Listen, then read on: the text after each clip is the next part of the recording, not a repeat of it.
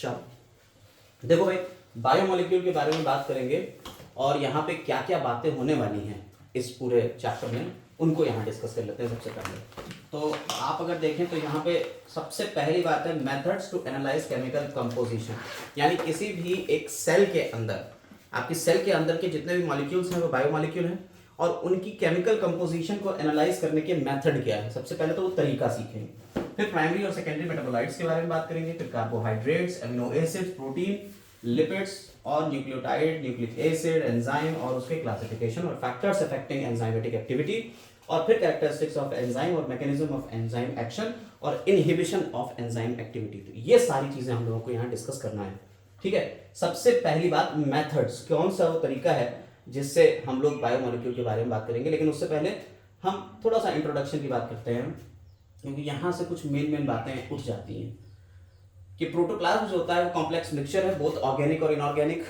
ठीक है, कंपाउंड्स का। उसके बाद जो हमारे मॉलिक्यूल्स होते हैं प्रोटोप्लाज्म के अंदर मिलते हैं उनको हम क्या कह देते हैं, बायोमोलिक्यूल्स कहते हैं। तो जो मॉलिक्यूल प्रोटोप्लाज्म के अंदर मिल रहे हैं वो हमारे क्या है, बायोमोलिक्यूल है। और collection of various type of molecules in a cell is called cellular pool, यानी अगर हम सेल्यूलर पूल की बात करी जाए तो collection of various type of molecules, जितने भी मॉलिक्यूल्स हैं किसी सेल के अंदर उसे कुल मिला के क्या कह देंगे, सेल्यूलर पूल कह देंगे। और सेल्यूलर पूल में वेरियस टाइप ऑफ बायोमॉलिक्यूल्स रहेंगे, जैसे पानी हो सकता है, इनऑर्गेनिक मटेरियल्स हो सकते हैं, ऑर्गेनिक कंपाउंड्स हो सकते हैं, ये सारी चीजें इसमें हो सकती हैं। Small molecules of low molecular weight यहाँ पे हो सकते हैं, ठीक है। Small molecule of low molecular weight, simple molecular conformation और higher solubilities are called micromolecules. जो छोटे छोटे होंगे जिनका मॉलिक्यूलर वेट कम होगा, कितना कम होगा बताओ, 1000 डाल्टन, 1000 डाल्टन से कम, ठीक है, इससे कम होना चाहिए। तो उन्हें क्या कह देंगे, 1000 कौन, डाल्टन, इसको हम मॉलिक्यूलर वेट को डाल्टन में मेजर करते हैं। और वो सिंपल मॉलिक्यूलर कन्फर्मेशन उसके होना चाहिए, ठीक है, और उनकी सॉल्युबिलिटीज बहुत ज्यादा होना चाहिए। तो अभी कैसे होगा अभी हम बताएंगे, उसको हम क्या कहते हैं, माइक्रो मॉलिक्यूल कह देते हैं, उन्हें क्या कह देते हैं, माइक्रो मॉलिक्यूल। और जो ज्यादा होंगे इनका मॉलिक्यूलर वेट ज्यादा होगा और सॉल्युबिलिटी उनकी नहीं होगी, वो सॉल्युबल नहीं होंगे और वो कॉम्प्लेक्स होंगे, उन्हें हम क्या कह देंगे, और 1000 डाल्टन से ज्यादा के होंगे उन्हें हम क्या कह देंगे, macro molecules. Bio micro molecules और बायो मैक्रो मॉलिक्यूल्स, अभी हम लोग एक लिस्ट बनाएंगे।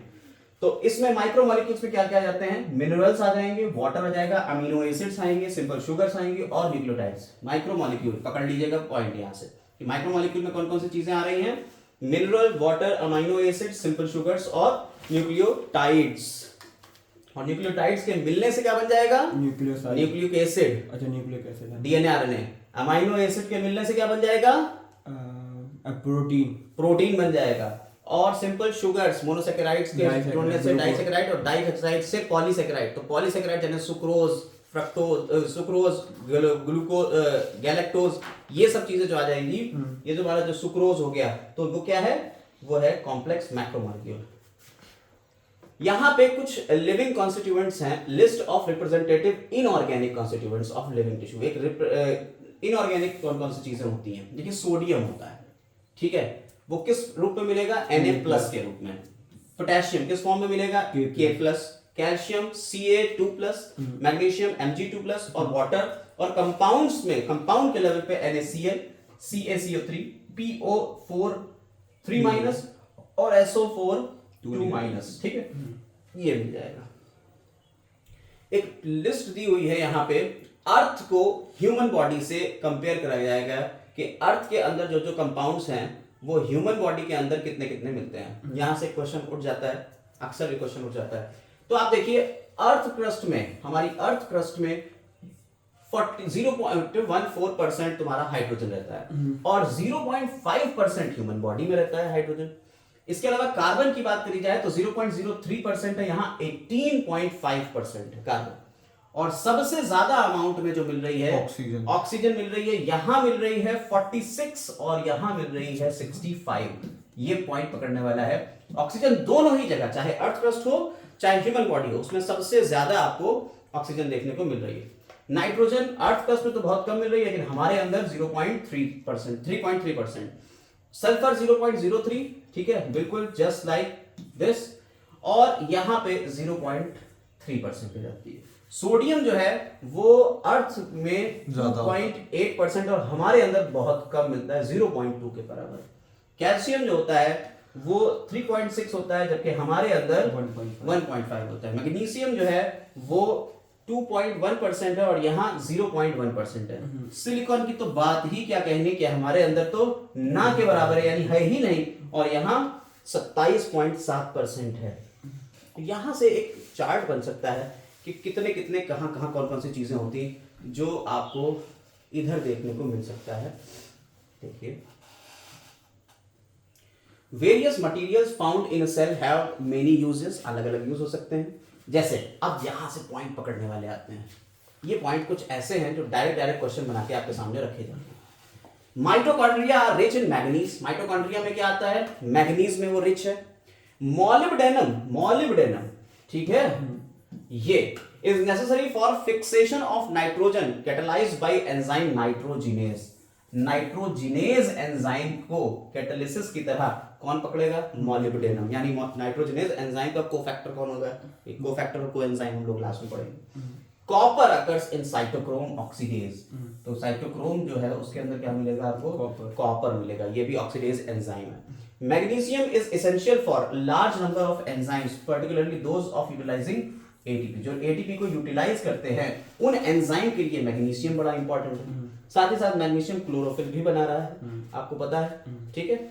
इसके बाद calcium and magnesium decreases the excitability of nerve and muscles, तो नर्व्स और मसल्स की एक्साइटेबिलिटी को कैल्शियम और मैग्नीशियम क्या करते हैं, कम करते हैं। इस पॉइंट को पकड़ लिया। आगे देखिए, सोडियम और potassium responsible for the maintenance of extra cellular and intracellular fluids. Sodium और पोटेशियम किसके लिए है, एक्स्ट्रा सेलुलर और इंट्रा सेलुलर फ्लूइड्स की फ्लूइडिटी को मेंटेन करने के लिए, ऑस्मोटिक बैलेंस बनाता है, कंसंट्रेशन भी तो यही होता है। हाँ, आगे ये भी बात आएगी। These are two ions are also responsible for maintenance of membrane potential, जिसे आप रेस्टिंग मेम्ब्रेन पोटेंशियल कहते हो, एक्शन पोटेंशियल कहते हो, तो मेम्ब्रेन पोटेंशियल के लिए, और transmission of electrical impulses, depolarisation repolarisation के लिए भी कौन रिस्पॉन्सिबल है, सोडियम और पोटेशियम, ठीक है। Both in cells and extra cellular fluids dibasic phosphate and monobasic phosphate act as acid base buffer. तो हमारे अंदर एसिड बेस बफर आयंस का कौन बना रहा है, मोनोबेसिक और डाइबेसिक फॉस्फेट है। समझ में आई बात? Yes sir. ये कुछ इंपॉर्टेंट पॉइंट्स है, सीधे सीधे क्वेश्चन पूछे जा सकते हैं। अब जो आपको लिस्ट दिखाई गई थी, जो टेबल दिखाई गई थी, उस टेबल के अकॉर्डिंग आप देखिए तो मोस्ट अबंडेंट एलिमेंट जो है वो सेलुलर मटेरियल में, जो अभी लिस्ट आपने देखी वो टेबल देखिए, एनसीईआरटी की टेबल है। टेबल नंबर क्या है एनसीईआरटी में, 9.1। और उस एनसीईआरटी में अगर आप देखेंगे सबसे ज्यादा ऑक्सीजन, तो 9.1 इसका टेबल का नंबर है। सबसे ज्यादा ऑक्सीजन, फिर कार्बन, फिर नाइट्रोजन, फिर हाइड्रोजन। आयरन जो है वो इस रूप में फाउंड होता है साइटोक्रोम्स में। और concentration of cations inside the cell, potassium, sodium, फिर कैल्शियम। पोटेशियम सबसे ज्यादा, फिर सोडियम आएगा, और कैल्शियम सबसे कम अमाउंट में मिलेगा। कैटायंस की कंसंट्रेशन की बात करिए, ठीक है। पकड़ लिए यहां से पॉइंट्स, आगे आते हैं। तो आपने कह दिया ये टेबल पढ़ ली। अब आपको हम वो तरीका दिखाएंगे कि जिससे आप कंपोजिशन का पता लगा पाओगे कि कौन सी सेल में क्या क्या चीजें होती हैं, कैसे हमारा जो कंपोजिशन है। तो आपको पढ़ने के लिए, कंपोजिशन को पता करने के लिए आप क्या करोगे, आप एक केमिकल लोगे जिसका नाम है ट्राइक्लोरो एसिटिक एसिड। और ट्राइक्लोरो एसिटिक एसिड यानी Cl3CCOOH, ठीक है। आप ट्राइक्लोरो एसिटिक एसिड ले लोगे। इसके अंदर आप क्या करोगे, आप या तो लिवर के कुछ पैचेस ले लोगे, या वेजिटेबल के पीस ले लोगे। उनको लाके इस ट्राइक्लोरो एसिटिक एसिड में आपने लिवर वगैरह को रखा, और मोर्टार और पेसल्स यानी कि आपने जो पीसने वाला होता है उससे इसे पीसा, कूटा, और कूटने के बाद इसको पूरी तरह से इसमें मिला लिया। मिलाने के बाद क्या करेंगे, आप इसको छानेंगे, ठीक है। आपने इसे बटर पेपर से छान लिया, ठीक। और छानने के बाद आपको पता चला कि छन्नी में, ये बटर पेपर में, कुछ चीजें ऊपर रह गई, ठीक है। जो चीजें आपकी ऊपर रह गई वो यहां पे दिखा दे रहे हैं, ये ऊपर रह गई। और जो चीजें नीचे थी वो नीचे छन के आ गई, कुछ चीजें यहाँ छन के आ गई। समझ में आई बात या नहीं? यानी आपने लिवर का कुछ पोर्शन लिया, उसको ट्राइक्लोरो एसिटिक एसिड में मिलाया, उसके बाद उसे पीस लिया बिल्कुल सही से। जब वो बिल्कुल पिस गया उसमें पानी में, तब उसे हमने बटर पेपर से छान लिया। छानने के बाद कुछ चीजें नीचे आ जाती हैं और कुछ चीजें उसमें ऊपर रह जाती हैं, बिल्कुल वैसे जैसे चाय छानते हैं। तो छन्नी में चाय की पत्ती ऊपर रह जाती है और चाय जो होती है उसके साथ में दूध और वो सारे इंग्रेडिएंट मिलके नीचे आ जाता है, शक्कर वगैरह उसमें मिलके नीचे आ गई, बिल्कुल वही चीज। तो जो चीजें नीचे आई उसको हमने कह दिया acid soluble pool, acid soluble pool कह दिया, ठीक। और जो चीजें ऊपर रह गई उनको हमने क्या कह दिया? एसिड इनसॉल्युबल पूल कह दिया, एसिड इनसॉल्युबल पूल कह दिया। बोलो कि यहां तक कोई दिक्कत नहीं सर, है ना? तो एसिड सॉल्युबल पूल में वो चीजें आएगी जो बहुत ही छोटी होगी, तभी तो वो छन के नीचे आ गई, उन्हें हमने कह दिया माइक्रोमोलिक्यूल्स। जो चीजें बड़ी बड़ी थी साइज में वो ऊपर रह गई, उनको हमने कह दिया मैक्रोमोलिक्यूल्स। लेकिन यहां पे एक चीज गौर करने वाली है, वो है फैट। जो हमारा फैट होता है, फैट की जो सेल्स होती हैं, जब हमारी एक सेल की बात करी जाती है तो प्लाज्मा मेम्ब्रेन बनी होती है फैट की, ठीक है। जब आप इसे किसी भी टिश्यू को पीसोगे, चाहे वो कोई भी, प्लाज्मा मेम्ब्रेन तो उसमें है और उसमें ये हमारा फैट है, फॉस्फोलिपिड जिसे बोल रहे हैं। जब ये पिसेगा तो पिसने के बाद ये क्या होता है, ये फैट ग्लोबुलर शेप में आ जाता है, ऐसे वेसिकल्स बन जाती हैं, छोटी छोटी इसकी वेसिकल्स बन जाती हैं। तो जब इसे आप छानोगे, इसका मॉलिक्यूलर वेट जो है वो 1000 डाल्टन से कम होता है, 800 के करीब होता है। लेकिन छानने में चूंकि ये ग्लोबुल्स बन गई है, छोटी छोटी वेसिकल बन गई, तो ये ऊपर रहता है। तो fat is not strictly macromolecule, जबकि ऊपर मिल रहा है मैक्रोमोलिक्यूल, उसे हम नहीं कहेंगे। समझ में आई बात? लिपिड जो छन के नीचे आ गए वो माइक्रोमोलिक्यूल थे, एसिड सॉल्युबल पूल के फ्रैक्शन थे। जो छन्ने में ऊपर रह गए वो मैक्रोमोलिक्यूल थे, एसिड इनसॉल्युबल पूल के फ्रैक्शन थे। लेकिन फैट ऊपर रह गया है, फिर भी ये मैक्रोमोलिक्यूल नहीं है, क्योंकि इसका मॉलिक्यूलर वेट जो है वो कम है और ये छन नहीं पा रहा है, इसलिए क्योंकि ये ग्लोब्यूल्स की फॉर्म में आ गया, छोटी छोटी वेसिकल्स की फॉर्म में आ गया। क्लियर हो गई मेरी बात? क्लोज कंपाउंड बना लेगा। हाँ, आगे बढ़े अब। चलिए, तो ये तो आपने एनालिसिस का तरीका पढ़ लिया कि हम कैसे एनालिसिस करेंगे। अब इस एनालिसिस में आपने कहा जो स्लरी थी वो सारी चीजें आपको पता चलेंगी, filtrate is called acid soluble pool, और ये सारी बातें हो गई। अब आगे आते हैं, acid soluble pool, acid insoluble pool आपने पढ़ लिए। केमिकल कंपोजिशन जो होती है, present both fractions are further separated by various analytical techniques. आपको जो अब आगे केमिकल कंपोजिशन पता करना है, यहां तो ये पता चल गया कि कुछ मॉलिक्यूल नीचे आए थे, कुछ मॉलिक्यूल ऊपर आए थे। अब वो मॉलिक्यूल जो नीचे आए उनमें कीटो ग्रुप था, एल्डिहाइड ग्रुप था, ये सारी चीजें कैसे पता करेंगे? रिएक्शंस कराएंगे उनकी, तब पता चलेगा कि उसमें कौन सा ग्रुप था। और ऐसे ही ऊपर वालों की, तो ये केमिकल एनालिसिस टेक्निक्स अलग होंगी, वेरियस एनालिटिकल टेक्निक्स, उससे ये पता चलेगा कि इनकी जो केमिकल फैक्टर है, यानी केमिकल कौन सा है ये, तब केमिकल प्रॉपर्टीज के लिए उसके। तो एवरेज कंपोजिशन की बात करी जाए तो वाटर जो होता है वो 70 to 90% होता है, प्रोटीन्स जो होते हैं वो 10 to 15% होते हैं, कार्ब्स जो होते हैं वो 3% होते हैं, लिपिड 2% होते हैं, न्यूक्लिक एसिड 5 से 7% होते हैं और आयंस 1% होते हैं। अरेंज कर लीजिएगा इसको, सबसे ज्यादा कौन सी चीज, उससे कम कौन सी चीज, परसेंटेज में अपने आप आपको पता चल जाएगा। न्यूक्लिक एसिड कार्बोहाइड्रेट्स के ऊपर चला जाएगा, सही है, ये ऊपर आ जाएगा सबसे ऊपर, फिर ये, फिर ये, फिर ये, फिर ये, फिर ये, ठीक है। चल, अब जो कुछ भी थे, एसिड सॉल्युबल पूल जो था उसमें लो मॉलिक्यूलर वेट था, वो कब कितना 18 से 800 डाल्टन तक का होगा लगभग अप्रॉक्सीमेटली। अब इधर आ जाते हैं, तो हमने मैक्रोमोलिक्यूल और माइक्रोमोलिक्यूल को कैटेगराइज कर लिया, ठीक है। तो यहां एक चार्ट की फॉर्म में आपको दिखा दिया गया है कि बायोमोलिक्यूल को हमने दो फॉर्म में ले लिया, एक तो थे मैक्रोमोलिक्यूल्स और दूसरे माइक्रोमोलिक्यूल्स। तो ये माइक्रो वाले हो गए और वो वाले मैक्रो हो गए। माइक्रोमोलिक्यूल्स जो थे उनका मॉलिक्यूलर वेट 1000 डाल्टन से कम, और ये कहां प्रेजेंट होंगे? Acid insoluble pool, sorry soluble pool में होंगे। एग्जांपल्स में आ जाएंगे अमीनो एसिड, नाइट्रोजन बेस आ जाएंगे, मोनोसैकेराइड्स आ जाएंगे, लिपिड्स आ जाएंगे। याद रखिएगा लिपिड्स को इधर रख दिया गया। मैक्रोमोलिक्यूल्स की बात करी जाए, मॉलिक्यूलर वेट ये है, ज्यादा है, और ये एसिड इनसॉल्युबल पूल में है, और इन्हीं से जो आगे मिलके बनेगी चेन्स वो ये बनाएंगी, जैसे प्रोटीन बना दिया, न्यूक्लिक एसिड बना दिया, पॉलीसैकेराइड्स बना दिए। क्लियर है? आइए, तो अब आपको हमने एक सिनेरियो दे दिया। सिनेरियो क्या है आपको समझ में आया? हमें इस चैप्टर में पढ़ना है माइक्रोमोलिक्यूल्स और बायो मैक्रोमोलिक्यूल्स। माइक्रोमोलिक्यूल्स जो होते हैं उनमें हमें पढ़ना है अमीनो एसिड्स के बारे में, नाइट्रोजन बेस के बारे में, मोनोसैकेराइड्स के बारे में और डाइसैकेराइड्स के बारे में, ठीक है, और लिपिड्स के बारे में। इधर आ जाएंगे तो प्रोटीन्स के बारे में, न्यूक्लिक एसिड के बारे में, पॉलीसैकेराइड्स के बारे में, एंजाइम्स के बारे में। कोई दिक्कत? यहां तक कोई दिक्कत नहीं, बहुत इजी था। हम आपको इसको एक और सिनेरियो दिखा रहे हैं, थोड़ा सा समझिएगा, एक अलग लेवल पे थोड़ा सा समझने की कोशिश करेंगे हम लोग। हम क्या करने जा रहे हैं, हम यहाँ पे बात करने जा रहे हैं, देखिए आपने कहा जैसे मोनोसैकेराइड डाइसैकेराइड को हम कंपाइल करेंगे, थोड़ा सा कंपाइल करेंगे, एक अलग लेवल पे आपको दिखाएंगे, फिर से चले जाएंगे बुक पे। देखिए आपने कहा कि कार्बोहाइड्रेट्स थे, ठीक, क्या थे? कार्बोहाइड्रेट्स थे।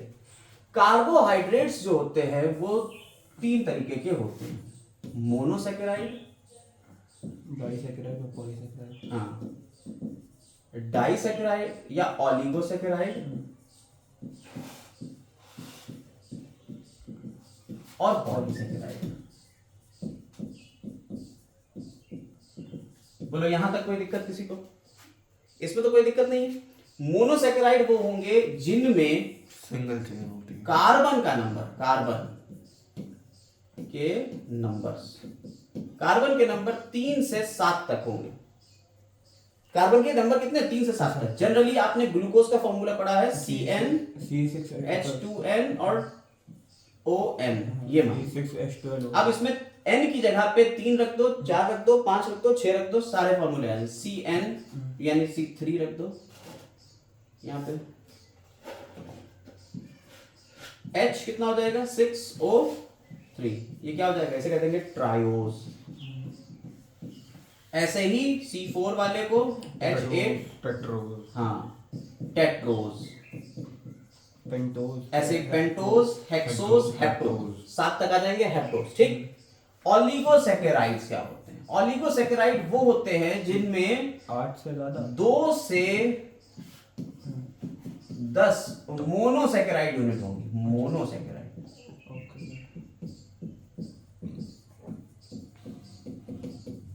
मोनोसैकेराइड्स की 2 से 10 तक यूनिट हो सकती हैं। अब इसमें जैसे इसमें आ जाते हैं डाइसैकेराइड, जिसमें आप पढ़ते हो सुक्रोज, माल्टोज और लैक्टोज। आप अगर यहां हेक्सोज की बात करो, ग्लूकोज की बात चल रही है, हेक्सोज, तो आप हेक्सोज में देखते हो ग्लूकोज, फ्रक्टोज, गैलेक्टोज। समझ में आई बात या नहीं?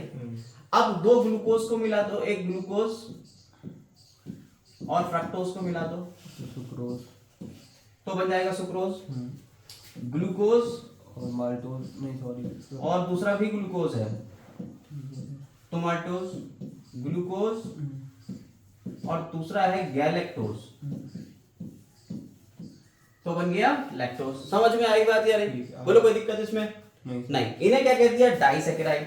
ऐसे ही आ जाएंगे ट्राइसैकेराइड, ऐसे ही आ जाएंगे टेट्रासैकेराइड, होते होते पेंटा डेका सैकेराइड तक आ जाएंगे। बोलो कोई दिक्कत?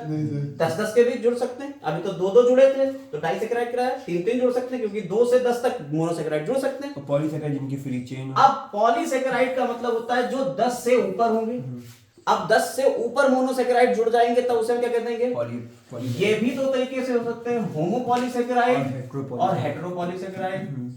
पैक्टिन इसमें आ जाएगा हेटेरो में, और होमो में आ जाएगा सुक्रोज, हाँ सुक्रोज आ गया, सेलुलोज आ गया, ठीक है, स्टार्च आ गया, स्टार्च आ गया, स्टार्च, ग्लाइकोजन, काइटिन, हाँ ग्लाइकोजन, इंसुलिन। अभी आ रहा है पूरा। अभी हम पूरा डिटेल में नहीं पढ़ा रहे हैं, सिर्फ इतना जनरल बात करते हैं। अब आप इसको, ये आपने देखा ये क्या था? एक सिंपली हम समझाने की कोशिश कर रहे थे, कार्ब्स यानी कार्बोहाइड्रेट ऐसे होते हैं।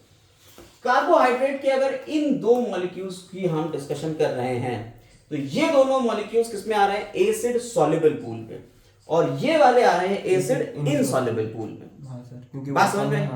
इनका मॉलिक्यूलर वेट जो है वो 1000 डाल्टन से कम है, इसका 1000 डाल्टन से ऊपर है, इसलिए ये आ गए एसिड सॉल्युबल में, ये एसिड इनसॉल्युबल में। तो क्या हम इनको अलग अलग पढ़ेंगे?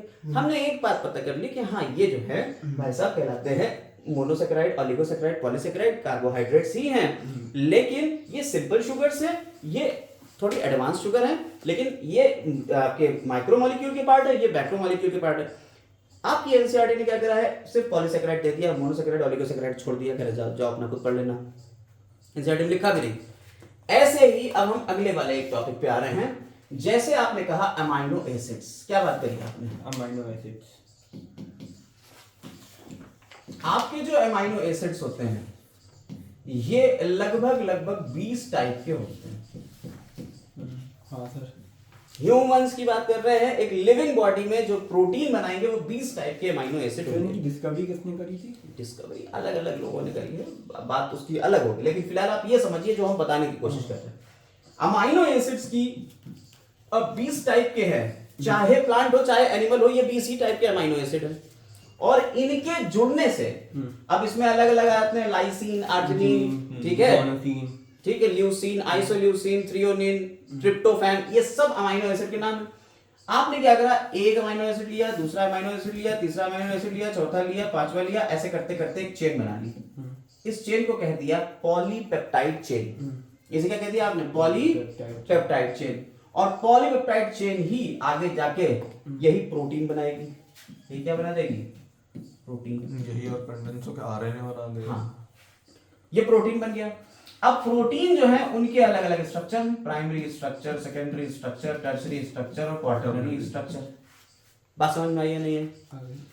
अब हम कहें कि प्रोटीन भाई साहब हमारे मैक्रोमोलिक्यूल का पार्ट है, अमाइनो एसिड क्या है? माइक्रोमोलिक्यूल का पार्ट है। तो क्या हम इसको अलग अलग पढ़ें? नहीं, एक ही साथ पढ़ लो। आगे आते हैं फैटी एसिड्स और ग्लिसरॉल। ग्लिसरॉल के साथ में फैटी एसिड मिल जाते हैं और इनसे मिलकर क्या बन जाता है? फैट बन जाता है या ऑयल बन जाता है। समझ में आई बात है? तो अब हम क्या इनको अलग अलग पढ़ेंगे? फैट अलग पढ़ेंगे और फैटी एसिड को अलग पढ़ेंगे, ग्लिसरॉल को अलग पढ़ेंगे? नहीं, सबको एक साथ पढ़ लेंगे। तो हमारे पढ़ने का जो तरीका होगा वो तरीका इस चैप्टर में ऐसे नहीं होगा कि हम पहले माइक्रोमोलिक्यूल पढ़ेंगे, पहले फिर मैक्रोमोलिक्यूल पढ़ेंगे। हम जब लिपिड शुरू करेंगे तो लिपिड को फैटी एसिड, ग्लिसरॉल और फिर पूरा लिपिड आ गया। बोलो कोई दिक्कत? No sir. ऐसे ही जब हम बात करेंगे किसकी? कार्बोहाइड्रेट की, तो पहले हम मोनोसेकेराइड, फिर ऑलिगोसेकेराइड और फिर पॉलीसेकेराइड, पूरा कार्बोहाइड्रेट खत्म करेंगे। ये माइक्रो मैक्रो में अलग अलग डिफरेंशिएट नहीं करेंगे। एक और पॉइंट पे आते हैं, जब हम बात करें यहां पे न्यूक्लियोटाइड्स की, तो न्यूक्लियोटाइड्स बने होते हैं न्यूक्लियोसाइड्स से। न्यूक्लियोसाइड प्लस फास्फोरिक एसिड और यहां फास्फोरिक एसिड होता है इज इक्वल टू न्यूक्लियोटाइड। ये तो होता है।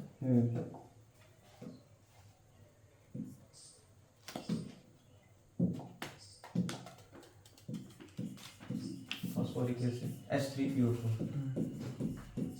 और न्यूक्लियोसाइड्स फर्दर बने होते हैं किसके? प्यूरिन्स और पेरिमिडीन्स। प्यूरिन में एडेनिन, थाइमिन, गुआनोसिन और साइटोसिन। ये सिंगल रिंग यहाँ आ जाता है एडेनिन और गुआनिन, और यहाँ आ जाता है थाइमिन, साइटोसिन और यूरेसिल, और इन दोनों के मिलने से बन जाता है न्यूक्लियोटाइड। तो ये सिंगल रिंग प्यूरिन से तो डबल रिंग। आपको तो समझो तो मेरी बात, अभी रिंग्स की बात ही नहीं कर रही। आपने कहा एडेनिन, गुआनिन, थाइमिन, साइटोसिन और यूरेसिल, ये सब हमारे क्या हैं? स्मॉल है, यानी बायो माइक्रोमोलिक्यूल में आ गए।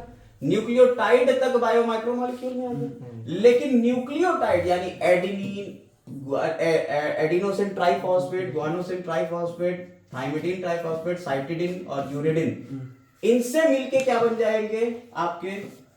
इससे मिलके बन जाएगा डीएनए और आरएनए। ये सब इसमें आ गए मैक्रो। हाँ, ये मैक्रो मॉलिक्यूल बन गया। तो यहाँ तक जो बात कर रहे हैं ये माइक्रो मॉलिक्यूल की हो गई और ये बात हो गई मैक्रो मॉलिक्यूल। तो क्या हम इसको अलग अलग पढ़ेंगे? नहीं। जब हम न्यूक्लियोटाइड पढ़ना शुरू करेंगे तो डीएनए तक खींच के लिए जाएंगे। बोलेगा तो कोई दिक्कत किसी को नहीं। तो हमने एक पैटर्न समझ लिया कि हम कैसे पढ़ने वाले हैं इस चैप्टर को। आइए वापस से आते हैं अपने चैप्टर के ऊपर और देखते हैं आगे की बातें। बात यहां आ जाती है मॉलिक्यूलर रेंज की। 10,000 डाल्टन से अबव होता है, ठीक है। कुछ बायोमॉलिक्यूल्स 3 टाइप के हो गए, प्रोटीन, न्यूक्लिक एसिड, पॉलीसेकेराइड, हमने बता दी बात। लिपिड्स के बारे में हमने आपको बता ही दिया है कि ये जो है वो एसिड इनसॉल्युबल पूल में होगा, लेकिन होता वैसे सॉल्युबल है। हाँ, होता सॉल्युबल नहीं है, माइक्रो मॉलिक्यूल होता है क्योंकि इसका मॉलिक्यूलर वेट जो है वो 800 डाल्टन या उससे नीचे होता है। अब यहाँ बात आती है मोनोमर जो यूनिट्स होते हैं उन्हें, जो रिपीटेड यूनिट्स हैं उन्हें मोनोमर कहेंगे, ठीक है। पॉलीमर और मोनोमर की बात हो गई। लो मॉलिक्यूलर वेट हो गया, स्मॉल सब यूनिट्स हो गई। 3 डायमेंशनल शेप रिक्वायर्ड होता है फंक्शनिंग के लिए। माइक्रो मॉलिक्यूल और मैक्रो मॉलिक्यूल के बारे में हम लोगों ने इतना चिल्ला के इतनी देर में बात कर ही ली, इसे पढ़ने की जरूरत नहीं रह गई। आइए अब आते हैं सीधे हम लोग अपने कुछ मेन टॉपिक के ऊपर। मेन चीज़ें हैं, एनालिटिकल टेक्निक की बात हम लोगों ने कर ली है। अच्छा, अब यहाँ पे कुछ मिनरल्स के बारे में बात करी जाए। अगर मिनरल्स के बारे में हमें बात करना है तो कैसे पता चलेगा कि मिनरल्स यानी इनऑर्गेनिक मॉलिक्यूल्स कैसे हम स्टडी करेंगे? ऑर्गेनिक मॉलिक्यूल की तो स्टडी हमने मोर्टार और प्रेशर से कर दी थी। इनऑर्गेनिक की कैसे करेंगे? आप कोई भी लेंगे, हाँ हड्डी ले ली, हाँ पहले आप उसका ड्राई वेट निकालेंगे। यानी आपने कोई भी लिविंग चीज ली, कोई भी एक टिश्यू ले लिया, पार्ट ले लिया लिविंग सेल का, लिविंग बॉडी का, उसको पार्ट को ले गए, पहले उसे तौला तो वो था उसका वेट वेट, यानी कि उसमें पानी मिला हुआ था। उसे जब सुखा लिया वो हो गया उसका अब ड्राई वेट। फिर उसे जला के अब उसे जलाएंगे, यस, अब उसे जलाएंगे और जलाने के बाद उसमें जितने भी ऑर्गेनिक मैटर होगा वो जल के कार्बन डाइऑक्साइड और मीथेन और सॉरी कार्बन डाइऑक्साइड की फॉर्म में और वाटर की फॉर्म में, वेपर की फॉर्म में निकल गया। अब जो बचा वो है प्योर इनऑर्गेनिक मटेरियल। तो इनऑर्गेनिक मटेरियल में जो सॉल्ट्स होते हैं अब उनकी हम एनालिसिस कर देंगे। केमिकल टेक्निक, वही कीटो ग्रुप है कि एल्डिहाइड ग्रुप है कि वो सारी वो केमिस्ट्री से पता चल जाएगा, ठीक। वही सारी बातें इसमें लिखी हुई हैं, छोड़ दो। When tissue is fully burn the carbon compound oxidise gaseous, ये सारी निकल जाएंगी, ठीक है।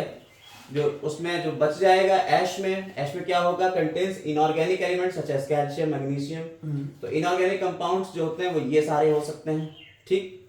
ये सारे कंपाउंड्स आपके कौन से हो गए? इनऑर्गेनिक कंपाउंड्स हो गए।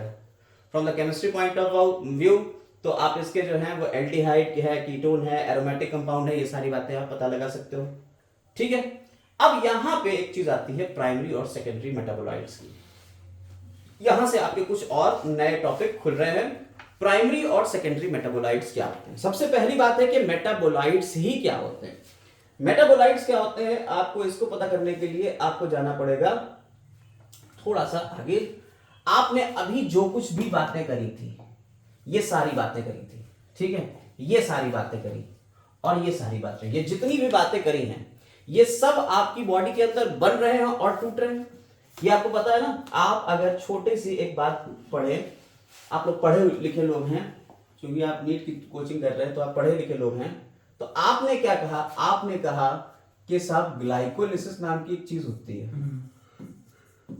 होती है, बताएंगे ग्लाइकोलिसिस में क्या होता है?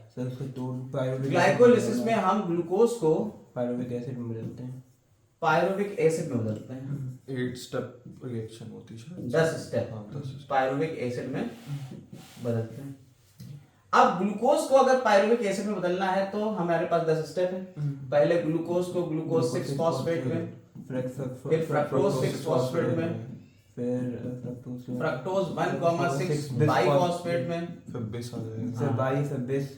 फिर यहाँ पे दो चला जाता है, 2 पार्ट में, डाई हाइड्रोक्सी एसीटोन फॉस्फेट और ट्रायोज फॉस्फेट, यस, ट्रायोज 1,6, फिर 1,3 फॉस्फोग्लिसरिक एसिड, फिर उसके बाद डिसल्डिहाइड, फिर ऐसे होते हुए ये नीचे पहुंच जाता है पूरा स्टेप बाय स्टेप।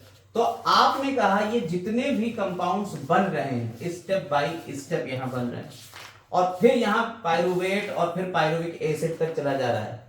ये जो स्टेप बाय स्टेप आपके कंपाउंड बन रहे हैं, पहले ग्लिसरॉल्डिहाइड है,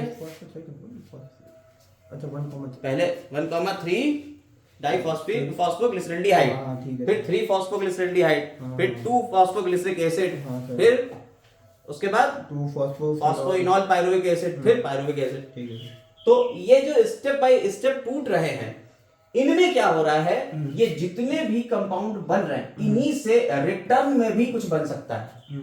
अगर आप इसी चीज को फोटोसिंथेसिस में लेके जाएंगे तो ग्लाइकोलिटिक रिवर्सल होती है C3 साइकिल में। हाँ, ठीक है, कार्बोक्सिलेशन, कार्बोक्सिल रिडक्शन, फिर रिडक्शन और फिर रीजनरेशन। हाँ। जब आप रिडक्शन की बात करते हो तो ग्लाइकोलिटिक रिवर्सल की बात कर रहे होते हो। हाँ। समझ में आई बात? तो ग्लाइकोलिटिक रिवर्सल भी हो रहा है, यानी यहां ग्लाइकोलिसिस में टूट रहे हैं, उधर वो बन रहा है। ये जो एक्शन हो रहा है, इसमें जितने भी कंपाउंड बन रहे हैं, टूट रहे हैं, लगातार प्रोसेस में रहते हैं, उन्हें कहते हैं मेटाबोलाइट्स। और ये जो एक्टिविटी है, इसे कहते हैं क्या? मेटाबॉलिज्म। समझ में आई बात या नहीं? अच्छा सर, जैसे हम लोग मेटाबॉलिज्म में जितने भी चीजें इन्वॉल्व हो रही हैं, बाहर आ रही हैं, टूट रही हैं, फिर से बन रही हैं, वो सब मेटाबोलाइट्स हैं। हम लोग के अंदर भी तो हमारे अंदर भी कैटाबॉलिज्म और एनाबॉलिज्म हमारे अंदर भी तो हो रही है। हम खाने को ले जा रहे हैं, तोड़ रहे हैं, फिर उसके बाद डाइजेस्ट करने के बाद फिर प्रोटीन बना रहे हैं, प्लांट प्रोटीन से ह्यूमन प्रोटीन बना ले रहे हैं। तो मेटाबॉलिज्म, तो इन सबको क्या कहते हैं? मेटाबोलाइट्स कहते हैं। अब इनको हमने देख लिया, 2 पार्ट में डिवाइड किया। तो मेटाबोलाइट्स को किसमें, दो पार्ट में? 2 पार्ट में, एक प्राइमरी एक सेकेंडरी। हाँ, मेटाबोलाइट 2 तरीके के हो गए, एक तो प्राइमरी मेटाबोलाइट्स हो गए और दूसरे हो गए सेकेंडरी मेटाबोलाइट्स। तो प्राइमरी मेटाबोलाइट्स वो हैं जो आपको एनिमल और प्लांट सेल में देखने को मिल रहे हैं नॉर्मली, जो आते हैं जैसे अमाइनो एसिड, ये सारे। लेकिन जो सेकेंडरी मेटाबोलाइट्स होते हैं, ये आपको सिर्फ और सिर्फ प्लांट्स में, फंगस में और माइक्रो ऑर्गेनिजम्स में मिलेंगे। ठीक है, माइक्रोब्स में मिल जाएंगे। ठीक, प्लांट्स में, फंगस में और माइक्रोब्स में देखने को मिलेंगे। ये अपने प्रोटेक्शन के लिए इनको बना रहे हैं या कुछ और काम के लिए बना रहे हैं। इसमें रेजिन्स आ जाएंगे, टर्पीन्स आ जाएंगे, गम्स आ जाएंगे, एल्केलॉइड्स आ जाएंगे, ठीक है, एंटीबायोटिक्स भी आ जाएंगे। ये सारी चीजें आपकी इसमें आ जाती हैं सेकेंडरी मेटाबोलाइट्स में। क्लियर है मेरी बात? Yes sir. आगे इसको पढ़ लेते हैं थोड़ा सा और यहाँ पे देख लेते हैं। तो आपने कहा most exciting aspect of chemistry deals with isolating thousands of compounds small and big from living organisms, determining their structure and if possible synthesising them. तो if one were to make a list of molecules, तो इसमें biomolecules जो आपके आते हैं, macro primary और secondary metabolites आ जाते हैं इनके। तो जितने भी हैं उन्हें हम मेटाबोलाइट्स कहेंगे। ठीक है, अब एनिमल टिश्यू में अगर आप देखते हैं तो आपको जितने भी कंपाउंड दिखते हैं, जैसे प्रोटीन्स मिला, ठीक है, carbohydrate, fat, amino acid, nucleic acid, ये सब क्या है? प्राइमरी मेटाबोलाइट्स हैं। However when analyse plant, fungal and microbial cell, तब आपको थाउजेंड्स ऑफ सेकेंडरी मेटाबोलाइट्स मिलते हैं। ठीक है, वो कौन कौन से हो सकते हैं? वो हो सकते हैं alkaloid, flavonoids, rubbers, essential oils, antibiotics, colouring pigments, ठीक है, सेंट्स, गम्स, स्पाइसेस, ये सब क्या आ जाएंगे? सेकेंडरी मेटाबोलाइट्स में आ जाएंगे। तो मेटाबोलाइट आपको पता चल गया 2 तरीके की, प्राइमरी मेटाबोलाइट्स और सेकेंडरी मेटाबोलाइट्स।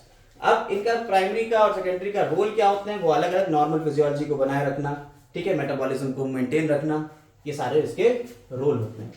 एक छोटा सा डिफरेंस यहां दिया हुआ है प्राइमरी और सेकेंडरी मेटाबोलाइट्स का। आइए इसके डिफरेंस को थोड़ा सा देख लेते हैं।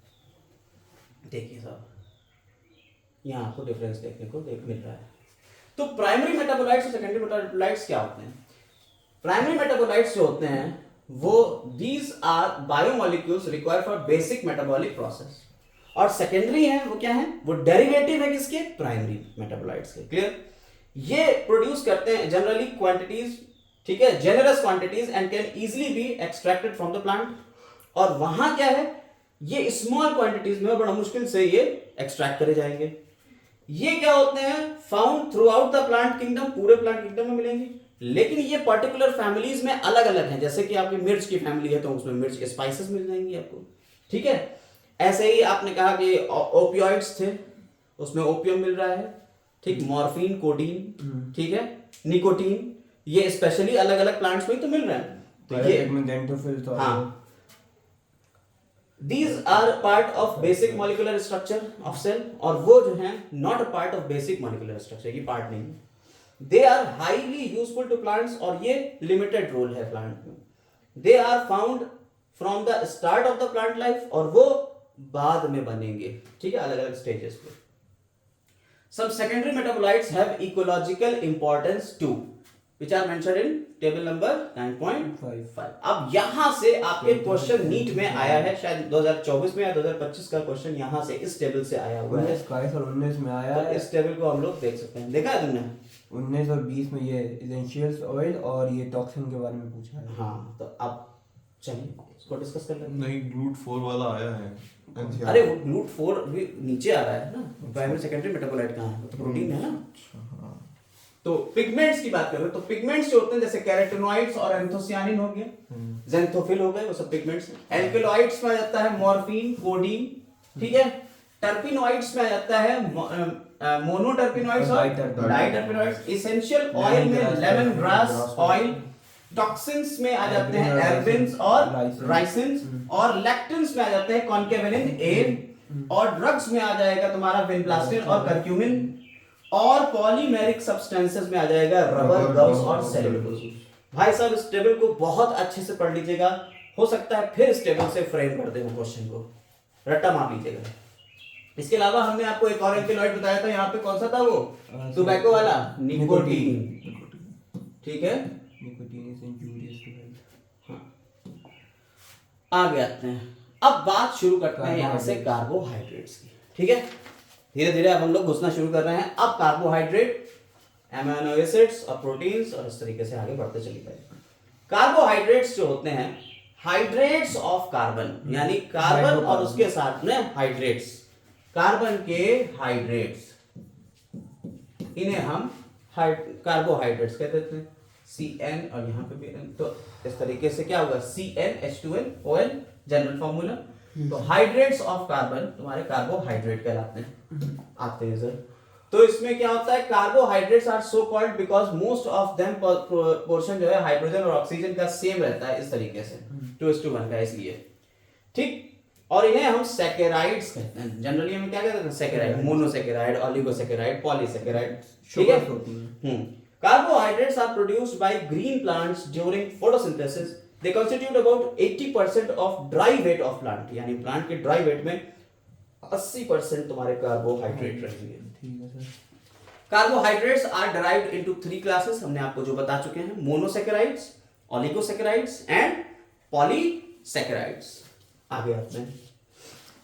यहाँ एक टेबल दी हुई है, इस टेबल में बहुत सारा, इस चार्ट में बहुत मसाला आपका पड़ा हुआ है। इस चार्ट को अगर आप देख लेंगे तो आपका अच्छा खासा यहीं से ही पूरा हो जाएगा कार्बोहाइड्रेट्स का। ये चार्ट आप बना भी लीजिएगा, ठीक है सर। कार्बोहाइड्रेट को मोनोसैकेराइड, ऑलिगोसैकेराइड, पॉलीसैकेराइड में बांट दिया है, ठीक है। अब जो मोनोसैकेराइड है उसमें क्या क्या चीजें आ रही हैं। अगर मोनोसैकेराइड हमने आपको बताया कितना है, C3 से लेके C7 तक। 3 कार्बन होंगे तो ट्रायोज, 4 होंगे टेट्रोज, पेंटोज, हेक्सोस और हेप्टोज। ट्रायोज में देखिए glyceraldehyde, dihydroxy acetone phosphate. Triose, tetrose में, टेट्रो मतलब 4, एरिथ्रोज, जाइलुलोज, राइबोज और डीऑक्सी राइबोज। ये पेंटोज में ribose sugar, deoxy ribose, pentose sugar हम लोग लेते थे ना। Yes sir. तो ऐसे ही हेक्सोज में ग्लूकोज और फ्रक्टोज और गैलेक्टोज, और हेप्टोज में सेड्यूहेप्टुलोज, हमने आपको पढ़ाया है फोटोसिंथेसिस में सेड्यूहेप्टुलोज। तो ये आ गया। ऑलिगोसैकेराइड में वही बात है, कब, जब हमने कहा कि मोनोसैकेराइड की यूनिट कितनी हो, 2 से 10 तक मोनोसैकेराइड्स होंगे, तो इसे हम कह देंगे ऑलिगोसैकेराइड। तो डाइसैकेराइड मतलब जिसमें माल्टोज, सुक्रोज और लैक्टोज आ गया। ट्राइसैकेराइड रैफिनोज, ठीक है, जो बनता है मोनोट्रायोज ग्लूकोज और फ्रक्टोज से मिलता है। हाँ, अभी हमने बता दिया, टेबल पूरी बताई। ग्लूकोज, टेट्रासैकेराइड यानी 4 स्टार्चियोज, स्कॉर्डोज और पेंटासैकेराइड, वर्बेकोज, ठीक है। अब यहां आ गया पॉलीसैकेराइड, यानी 10 से ऊपर, अगर मोर देन 10 मोनोसैकेराइड यूनिट्स हैं तो पॉलीसैकेराइड्स को फर्दर बांट दिया गया है दो में, होमो पॉलीसैकेराइड और हेटेरो। यानी अगर ग्लूकोज ग्लूकोज ग्लूकोज ग्लूकोज ही है, होमो है, एक ही तरीके के हैं, तो होमो पॉलीसैकेराइड। अगर ग्लूकोज भी है, फ्रक्टोज भी है, गैलेक्टोज भी है, सब मिल के बना रहे हैं तो हेटेरोपॉलीसैकेराइड। तो यहाँ स्टार्च और ग्लाइकोजन होमोपॉलीसैकेराइड में, और हेपेरिन और पेक्टिन आपके आ गए हेटेरोपॉलीसैकेराइड। सारे एंजाइम और वो हार्मोन किसी में आएंगे। ये तो हमने कंपाइल कर लिया कार्बोहाइड्रेट्स, अभी एंजाइम और वो सब नहीं, अच्छा, अभी कंपाइल करा है। हार्मोन्स जो सर होते हैं वो प्रोटीन के बने होते हैं, अलग अलग चीजों के बने होते हैं, आपने पढ़ा भी है। बार बार इस बात को मत उछालिए आप, क्योंकि आप फिर पगला जाएंगे। आपने जब पढ़ा है हार्मोन्स जो हैं वो कई तरीके से हो सकते हैं, अमीनो एसिड डेरिवेटिव हो सकते हैं, आयोडोथायरोनिन्स हो सकते हैं, ठीक है। तो फिर काहे आप इतनी बातें कर रहे हैं। मोनोसेकेराइड्स की बात करते हैं, एक एक करके बात कर लेते हैं। जो मोनोसेकेराइड होते हैं वो हमने बताया कार्बन 3 से लेके 7 तक हो सकते हैं, ठीक है। Yes sir. अब यहाँ पे अलग अलग नाम ले दिए हैं, जैसे triose, erythrose are rare. Erythrose take part in synthesis of lignin and anthocyanin pigment. Erythrose जो है वो क्या बनाएगा आपका, लिग्निन और एंथोसियानिन पिगमेंट बनाने में हेल्प करेगा। राइबोज, आपको पता है डीऑक्सीराइबोज शुगर होती है, ठीक है। Ribose, ribulose, xylulose and arabinose are pentose, ये सब के सब क्या है, पेंटोज हैं। और जाइलुलोज और एराबिनोज पॉलीसेकेराइड जो है वो जाइलेंस और एराबिन्स बताते हैं, जो कि सेल वॉल मटेरियल बनाने में हेल्प करती है। इसी के साथ साथ फोटोसिंथेसिस में भी आपने ये नाम पढ़े। ग्लूकोज, फ्रक्टोज, मैनोज, गैलेक्टोज, ये सब तुम्हारे हेक्सोज में आ गए। और ये जो होते हैं एग्जाम एक्सट्रीमली सॉल्युबल है वाटर में, और ये स्वीटनिंग टेस्टिंग के लिए होते हैं, ठीक है। इसके बाद glucose is called universal sugar. Glucose को हम क्या कहते हैं, यूनिवर्सल शुगर कहते हैं। ऑल्सो नोन एज डेक्सट्रोज और ग्रेप शुगर और कॉर्न शुगर, ठीक है। Fructose is called fruit sugar, ठीक है। Also known as levulose, naturally occurring sweetening sugar है। हनी हैज 2 शुगर्स, डेक्सट्रोज और लेविलोज। आपका जो हनी होता है उसमें डेक्सट्रोज और लेविलोज होता है, हम पहले ग्लूकोज बता भी चुके होता हैं। है और फ्रक्टोज भी होता है। हाँ, आप ये कह सकते हो, लेकिन वो डेक्सट्रोज एक स्पेशल टाइप से अलग ही होता है, ग्लूकोज का ही डेरिवेटिव है डेक्सट्रोज, ठीक है। आगे आते हैं,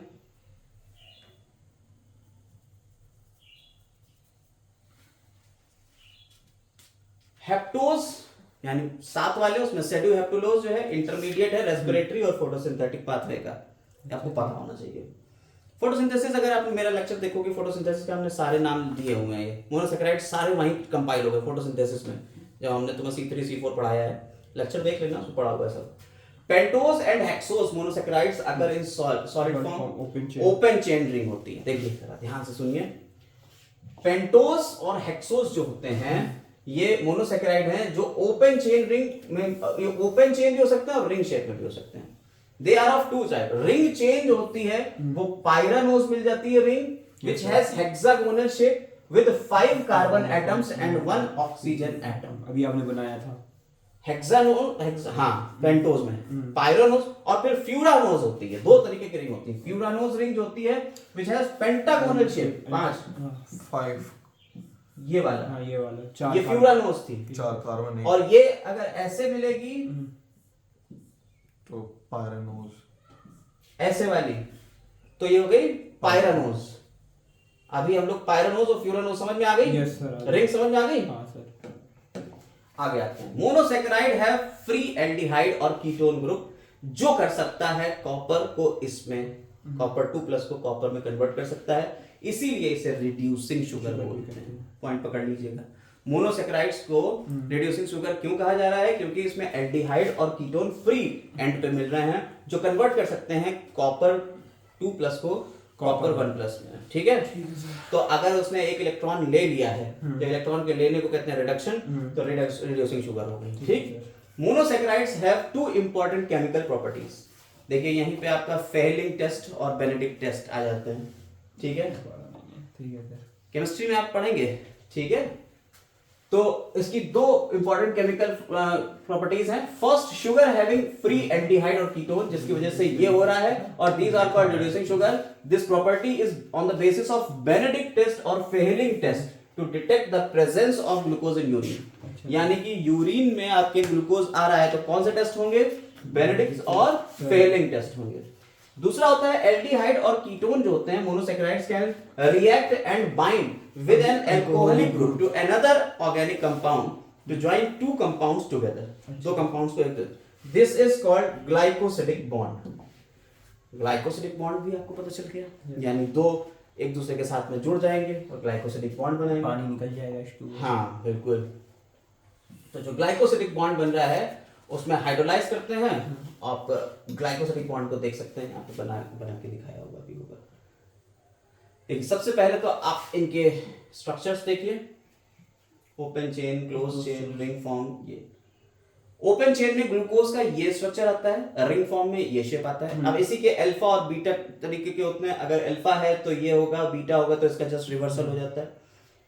राइबोस यानी रिंग फॉर्म में देखिए, और ये ओपन चेन, ठीक है। ये 5 का ये आपको दिख रहा है राइबोस शुगर हो गई। अब ये ग्लूकोज जो है फ्रक्टोज एल फॉर्म में, ये देखिए ऊपर की तरफ आपको ये CH, ये देखिए ग्लूकोज में देख लीजिए और फ्रक्टोज में देख लीजिए। इसमें अल्कोहल ग्रुप आप यहाँ देखिए, यहाँ COO C double bond O मिल रहा है, यानी कीटो ग्रुप मिल रहा है, और यहाँ आपको अल्कोहल नहीं वो है एल्डिहाइड है, एल्डिहाइड। CHO ग्रुप मिल रहा है। तो नीचे आप ये अल्कोहल। देखिए ग्लूकोज और फ्रक्टोज में क्या फर्क होता है, एक में एल्डिहाइड ग्रुप मिल रहा है और एक में कीटो ग्रुप मिल नीचे रहा है, अल्कोहल ग्रुप मिल रहा है। ठीक है। हाँ, और नीचे आपका ये अल्कोहल। अब आप इस पॉइंट को, इन दो को पकड़िए, ये आपका हो गया ग्लूकोज और ये हो गया आपका फ्रक्टोज, ठीक है। ये 1 2 3 4 5, ठीक है। यस सर सही है। और यहाँ पे भी 1 2 3 4 5 6 6 ग्लूकोज है वो 6 है, वो C5 है। ये डीऑक्सीराइबोज है, ये राइबोज शुगर है, अच्छा अच्छा। फ्रक्टोज नहीं है, ये राइबोज शुगर। तो अब आप अगर इसी के जैसा एक और स्ट्रक्चर बना लें, यहाँ पे हम बनाते हैं, तो आप ध्यान से देखिए और मजे लूटिए इसके। देखिए, आपने कहा कि एक ये ऑक्सीजन लगा हुआ है, ठीक है, ये एक ये OH लगा है, एक ये H लगा है, मान लीजिए ये ग्लूकोज है, ठीक। इधर भी सेम आपने ऐसे ही कर रखा है,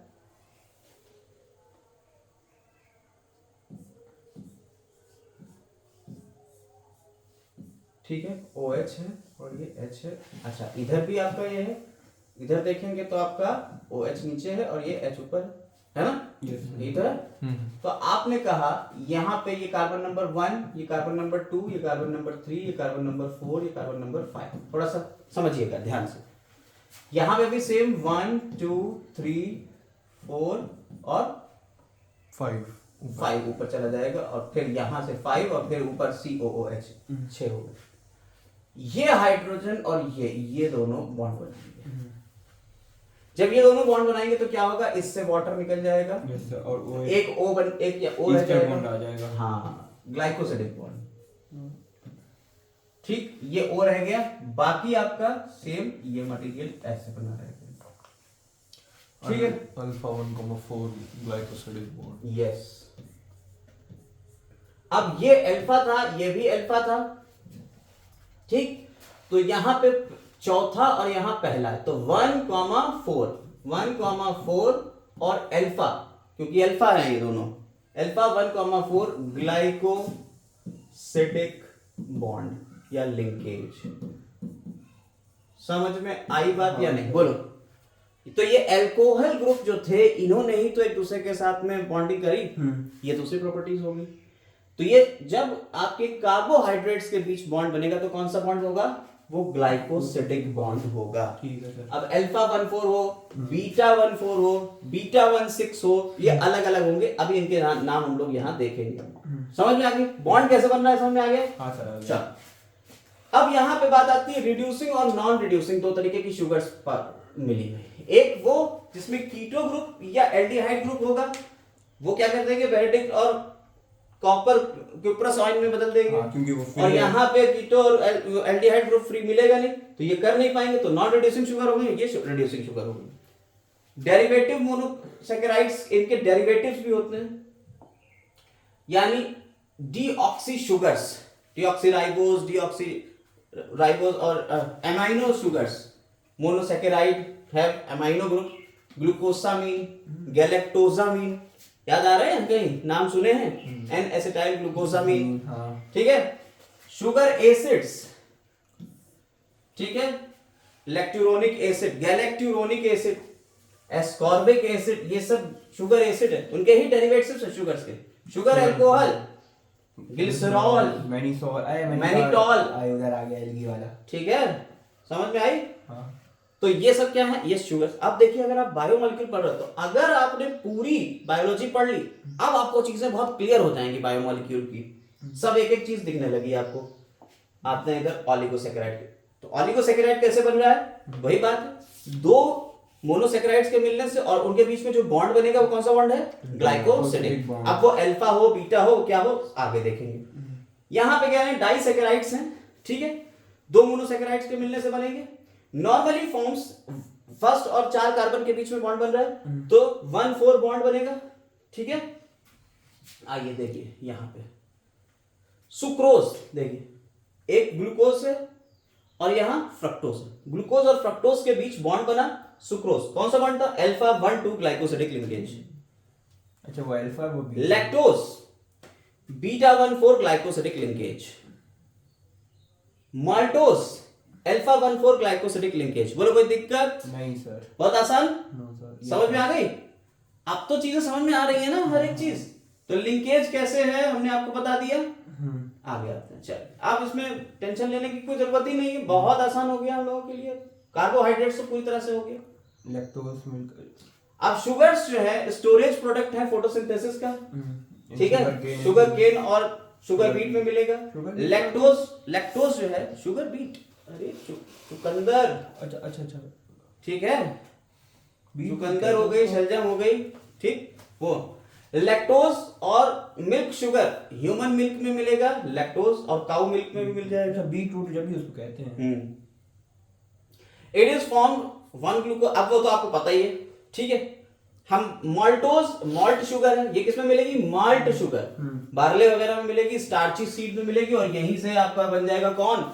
चले जाइए उधर, सैकेरोमाइसिस सेरेसियाई माल्ट। अच्छा अच्छा। सैकेरोमाइसिस क्या करेगा? इसको फर्मेंट करेगा, और फर्मेंट करके क्या बना देगा? अल्कोहल। जी, फिर आपने फर्मेंटेड और नॉन फर्मेंटेड की बात कर ली, ठीक है।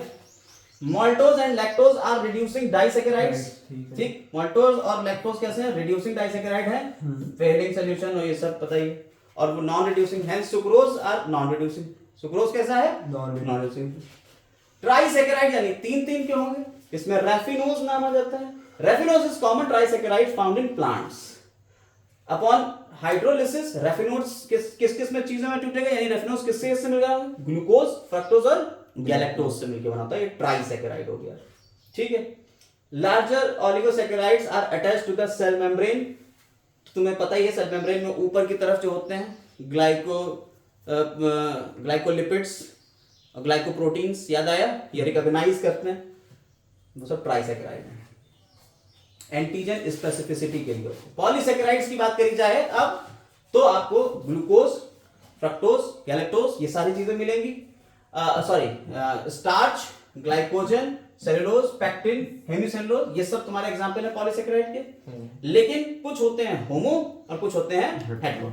पॉलीसैकेराइड्स भी देखिए, मोनोसैकेराइड यूनिट्स होती हैं, कुछ होती हैं ब्रांच और कुछ होती है अनब्रांच। देखिए अगर आपने कहा ये पॉलीसैकेराइड यूनिट है कुछ इस तरीके से जा रही है तो ये हो गया अनब्रांच।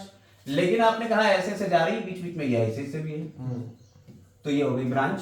समझ में आई बात या नहीं? अब वो कैसे ब्रांचिंग हो रही है और कैसे अनब्रांचिंग हो रही है उसको पकड़ लेते हैं। तो starch, glycogen, cellulose, pectin, hemicellulose includes example of polysaccharide. Body cells store carbohydrates and polysaccharides since they are easy to store can be easily converted back. Simple में बदलाए जा सकते हैं। हाँ सर। यहां आप देखिए दो टाइप के आपको मिल रहे हैं। Based on the type of structural component involve in polysaccharides are of 2 types.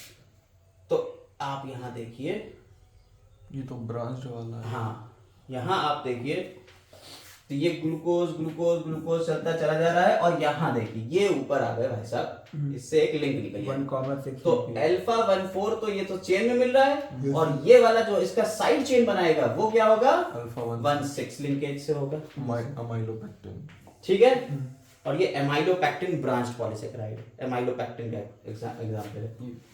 अब स्टार्च जो होता है एमाइलोज और एमाइलोपेक्टिन दो चीजों से मिलकर बना होता है। देखिए आगे आते हैं, फिलहाल यहाँ पढ़ते हैं। होमोपॉलीसैकेराइड और हेटेरोपॉलीसैकेराइड कौन कौन से होते हैं उनको पहले देख लेते हैं। होमो जो सब एक जैसे हों, जिनमें सारे कॉन्स्टिट्यूएंट एक ही होंगे। मोनोसैकेराइड जिनके सारे एक ही होंगे। ग्लूकोजन जैसे आपने कहा इसमें क्या क्या आ जाएगा? Starch, glycogen, cellulose,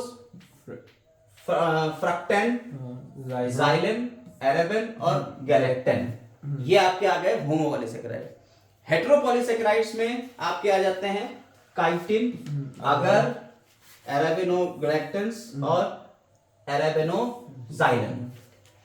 Based on their function, polysaccharides are of three main type. Function के बेसिस पे स्टोरेज वाले स्टार्च जैसे आपके स्टार्च और ग्लाइकोजन हो गए, स्ट्रक्चरल जैसे काइटिन और सेलुलोज हो गए, और म्यूकोपॉलीसैकेराइड्स, ये इसमें ठीक है, केराटिन सल्फेट, कॉन्ड्राइटिन सल्फेट, नाम हाइलुरोनिक एसिड, आजकल बड़ा ये हाइलुरोनिक एसिड बड़ा वो चल रहा है ना, डाल देते हैं, स्किन के लिए बड़ा इंपॉर्टेंट है हाइलुरोनिक एसिड। अगर एल्जीनिक एसिड, कैराजिनिन, हेपेरिन, ये सब कौन है?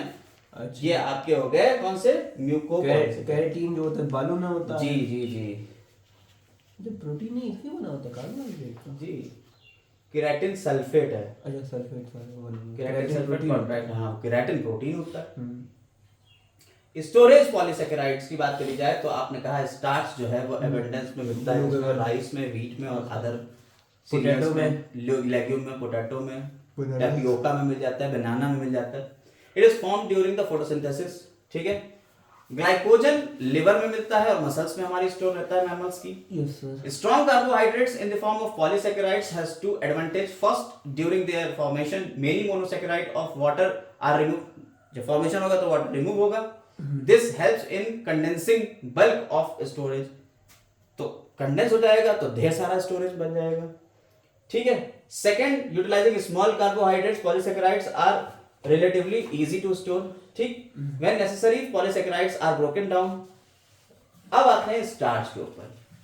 हमारी एनसीईआरटी में तो स्टार्च ही है, ठीक है, दिया हुआ। स्टार्च पॉलीमर से है किसका? अल्फा डी ग्लूकोज का, अल्फा फॉर्म है ग्लूकोज की। मेजर रिजर्व फूड है प्लांट का। स्टार्च हैज टू कंपोनेंट्स, इसमें दो चीजें होंगी, एक तो ब्रांच वाली और एक अनब्रांच वाली। एमाइलोज जो है वो कैसा है? अनब्रांच्ड है, और जबकि एमाइलोपेक्टिन कैसा है? ब्रांच्ड है। एमाइलोपेक्टिन तो अभी हमने आपको दिखाई दिया कि उसमें चेंज आ रही थी और ऊपर से जुड़ गई, ठीक है। आफ्टर 25 ग्लूकोज यूनिट एक ब्रांच आ जाएगी और लगभग 2000 से 2 लाख तक ग्लूकोज मॉलिक्यूल हो सकते हैं स्टार्च में, ठीक है। ब्रांचिंग होगी किस पे? अल्फा 16 पे। ठीक है सर, समझ में आई बात? हाँ सर, हमारे खत्म। ये तो स्टार्च का हो गया। ये किसकी बात हुई? एमाइलोपेक्टिन की। अब आती है बात किसकी? एमाइलोज की। तो एमाइलोज में अल्फा 14 ग्लाइकोसिडिक लिंकेज होगा और सीधी चलेगी बिना किसी ब्रांचिंग के। आप देख सकते हो एमाइलोज का स्ट्रक्चर बिना किसी लिंकेज के, ब्रांचिंग नहीं है, ठीक है। अब कह रहे हैं स्ट्रक्चर ऑफ एमाइलोज 14 लिंकेज हो गया। पॉइंट टू रिमेंबर में यहां देख लीजिए आप बढ़िया से। Starch molecule accumulate in the form of this, ठीक है। रिंग चेन और स्ट्रक्चर ये पोटैटो में मिलेगी, बनाना में इस तरीके से मिलेगा आपको, मेज में इस तरीके से, पी में इस तरीके से, राइस में और व्हीट में। ये सब स्टार्च है, हीलम का लिखा हुआ था। स्टार्च ग्रेन डिफरेंट रिसोर्सेज से। हीलम प्रोटीन, हीलम मतलब बीच का पार्ट, अच्छा, ठीक है। प्रोटीनेशियस होता है, उसके ऊपर स्टार्च चढ़ा हुआ है, ठीक है। सर नीचे उसमें मतलब वो डायग्राम उधर उसमें नीचे देखिए, ये क्या लिखा? Hilum is made of protein, बताया तो वही तो। हीलम के ऊपर पूरा वही dumbbell shape starch grain found in latex Euphorbia पिचुबुटी। दूसरी बात जो स्टार्च होते हैं single hilum is called simple, और जिसमें मोर देन वन हीलम है उसे कंपाउंड कहेंगे। अब यहाँ स्टार्च की बड़ी बात, ये जो लिखी है छुपा के लिख दी गई है, ये एनसीईआरटी के point. Starch turns blue when iodine as the helix in starch hold iodine. तो जो स्टार्च के हेलिक्स हैं वो आयोडीन को होल्ड कर लेंगे, जिसकी वजह से स्टार्ची चीजों का कलर जो है वो कैसा हो जाएगा? ब्लू हो जाएगा।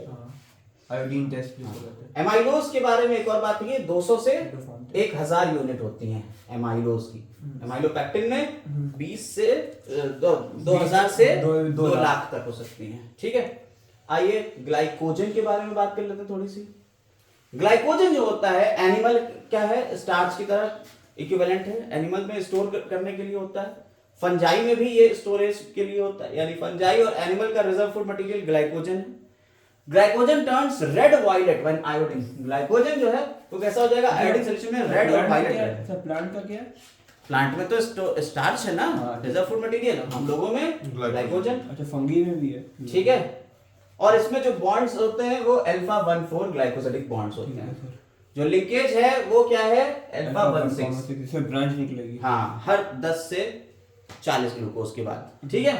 इंसुलिन, इन्यूलिन, इन्यूलिन है बेटा, और ये याद रखिएगा डहेलिया में मिलता है इन्यूलिन, और ये पॉलीसेकेराइड है, पॉलीमर है किसका, फ्रक्टोज का। ये फ्रक्टोज का है इन्यूलिन, और फैमिली कंपोजिटी बेटा, कंपोज एस्ट्रिएसी, यस, रिवीजन चल रहा है। सनफ्लावर वगैरह सब आ गए। स्ट्रक्चरल पॉलीसेकेराइड की बात करी जाए, सेलुलोज, जो सेलुलोज होता है वो अनब्रांच्ड होमोपॉलीसेकेराइड है, ठीक है। डहेलिया तो उसी को कहते हैं, नारी गोल्ड किसे कहते हैं? अब देख लेना। अच्छा, एक मिनट पानी पीजिए। हाँ, देखिए सेलुलोज के बारे में बात होती है तो सेलुलोज जो है वो मेन स्ट्रक्चर अनब्रांच्ड होमोपॉलीसेकेराइड है, जिसमें 6000 बीटा गैलेक्टोसाइड, बीटा ग्लूकोज के रेसिड्यू होते हैं। कॉटन फाइबर जो होता है उसमें सबसे ज्यादा होता है सेलुलोज, 90% होता है, ठीक है। वुड में लगभग 25 से 50% सेलुलोज होता है, और फाइबर कॉटन, लेनिन और जूट, इन सब में जो है टेक्सटाइल में ये तुम्हारे रोप्स बनती हैं।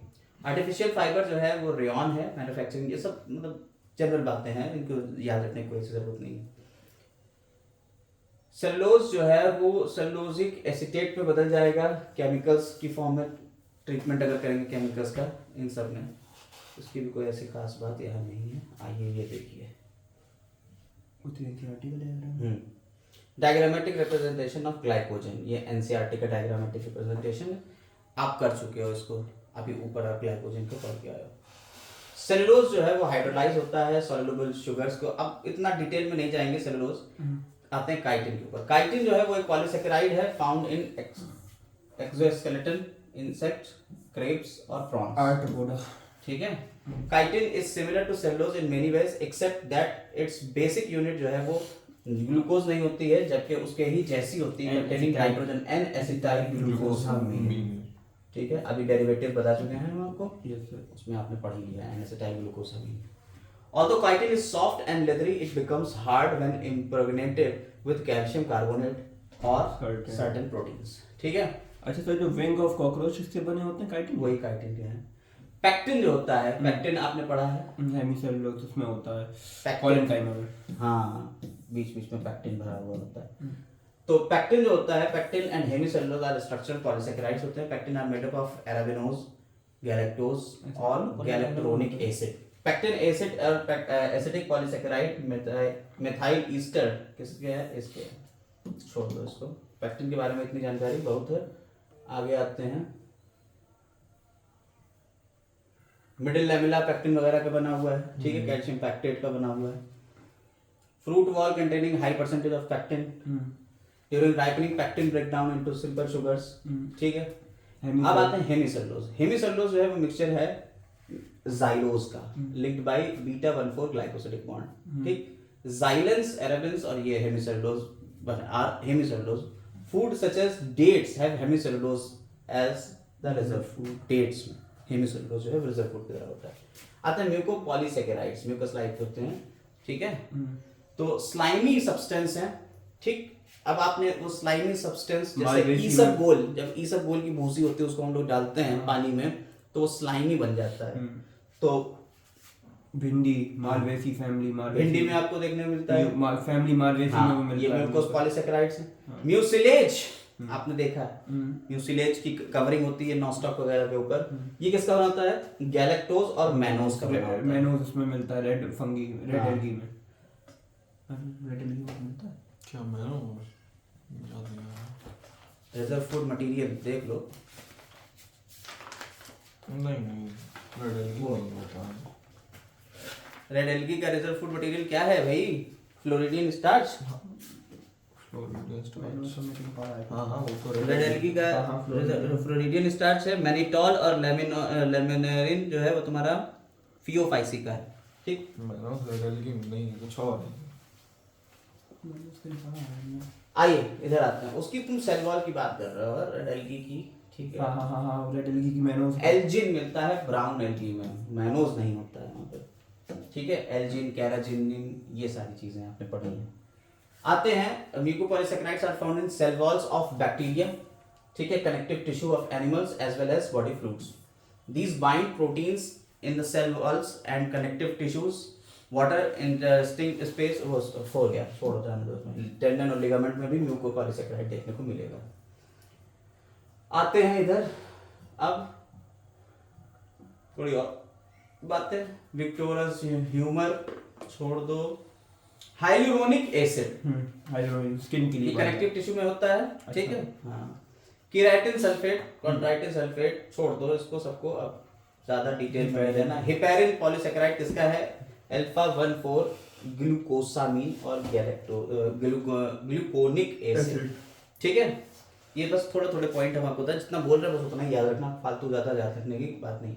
एंटीकोगुलेंट है heparin. Husk of Plantago ovata and the mucilage of aloe, ठीक है, आर मेडिसिनली यूज्ड, ठीक. अगर और एल्जिनिक एसिड और कैराजिन, देखिए अगर एल्जिन कैराजिन ये सब आपने देखा है, अभी मिलेगा. एल्जिन कैराजिन किससे मिलता है? मींस रेड कॉन्ट्रस मिलता है कैराजिन से, ठीक है. अगर मिलता है जीरिडियम और ब्राउनेरिया, रेड एल्गी. और एल्जिन जो होता है एल्जिनिक एसिड किससे मिलता है? ब्राउन एल्गी से. याद रखिए. अगर हम आर्टिफिशियल सिल्क जो होता है पॉलीसैकेराइड है prepared from rayon. Difference between oligosaccharide और पॉलीसैकेराइड हमें लोगों को डिस्कशन नहीं करना है इसका. सर कैराटिन किससे मिलता है? कॉन्ड्रस. कॉन्ड्रस किसमें आता है? Red algae. और एल्जिनिक एसिड जो मिलता है वो तो उससे एल्जिन जो है तुम्हारा जेलिटिशियस सीट होती है, ब्राउन एल्गी मिलेगा. Brown algae, yes. ठीक. और अगर वो जेलिडियम और ग्रेसिनेरिया, लाइसिन और lysine arginine basic amino acid because they. अच्छा अब यहाँ पे हम लोग अमीनो एसिड में घुस गए. अच्छा, लाइसिन और आर्जिनिन नॉन भी तो कुछ करते हैं. अमीनो एसिड्स के ऊपर आ गए. लाइसिन आर्जिनिन हिस्टोन के ऊपर लगे होते हैं. हाँ, ये पॉजिटिव चार्ज होते हैं. अमीनो एसिड के बारे में बात करते हैं. देखिए अमीनो एसिड्स जो होते हैं, सबसे पहली बात इनके बारे में अगर पढ़ना है तो आपको C यहाँ क्या लगेंगे? NH2 और यहाँ COOH और यहाँ R और यहाँ H, ठीक है.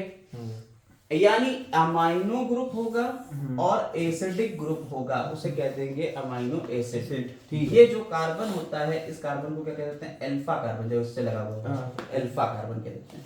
ये R जो है ये कोई भी ग्रुप हो सकता है, कोई भी एक ग्रुप हो सकता है. इसमें आपको चेन मिल सकती है इस तरीके से.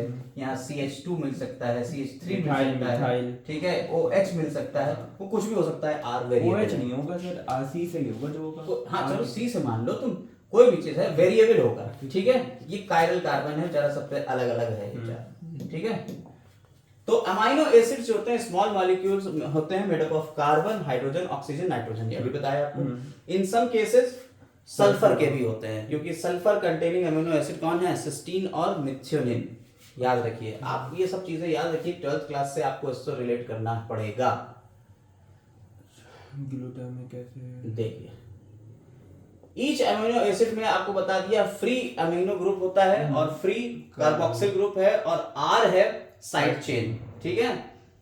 और अमीनो ग्रुप जो होता है वो बेसिक कैरेक्टरिस्टिक होता है इसके, while the carboxylic group leads basic characteristics to molecule. Lysine and arginine जो होते हैं वो क्या होते हैं? Carry two amino acid carboxylic group होता है जिसमें ये पॉजिटिव चार्ज होते हैं. ये आपके लाइसिन और आर्जिनिन दिखाए गए हैं, जिसमें आपको क्या मिल रहा है? आपको एक ये वाला ग्रुप देखने को मिल रहा है, कार्बोक्सिलिक ग्रुप. लाइसिन और आर्जिनिन, ठीक है. ये कार्बन लगा हुआ है, ये लाइसिन हो गया, ये आर्जिनिन हो गया, ठीक है. कोई दिक्कत नहीं सर. ये R मिल रहा है, ये साइड चेन. साइड चेन अलग अलग हो सकती है. Glutamic acid, aspartic acid contains 1 amino acid, 2 carboxylic group हो सकते हैं, ठीक है. Alanine, glycine, valine are neutral amino acid. देखिए साहब, कार्बोक्सिलिक एसिड था तो एसिडिक हो गए वो, ठीक है. जिनमें कार्बोक्सिलिक एसिड मिल रहा था ऊपर आपने देखा. एलेनिन, ग्लाइसिन और वैलिन जो है ये कैसे हैं? न्यूट्रल अमीनो एसिड है. अब यहीं से क्वेश्चन पकड़ने वाला होता है. आपके एनसीईआरटी में भी दिया हुआ है कि न्यूट्रल अमीनो एसिड कौन है, एसिडिक कौन से हैं, बेसिक कौन से हैं और जो आपके एरोमेटिक कौन से हैं. ये अलग अलग क्वेश्चन आपके पूछे जाएंगे, ठीक है. तो आपने कहा ग्लूटामिक एसिड एस्पार्टिक एसिड, ये कैसे हो गए? एसिडिक हो गए। एलेनिन, ग्लाइसिन, वेलिन कैसे हो गए? न्यूट्रल हो गए। हिस्टिडीन है, तो ये अल्कलाइन वाले हैं। सॉरी, ये आपका कौन सा हो गया? ये तो आपके न्यूट्रल हो हाँ, गए। यार, न्यूट्रल। एलेनिन, ग्लाइसिन, वेलिन ये कैसे हो गए? न्यूट्रल हो गए। ग्लूटामिक एसिड और एस्पार्टिक एसिड कौन से हो गए? Acidic। एसिडिक हो गए। कहाँ लिखा कहाँ है? एनसीईआरटी एनसीईआरटी में लिखा है, देखो जहां अमीनो एसिड शुरू हुआ है वहां आइए।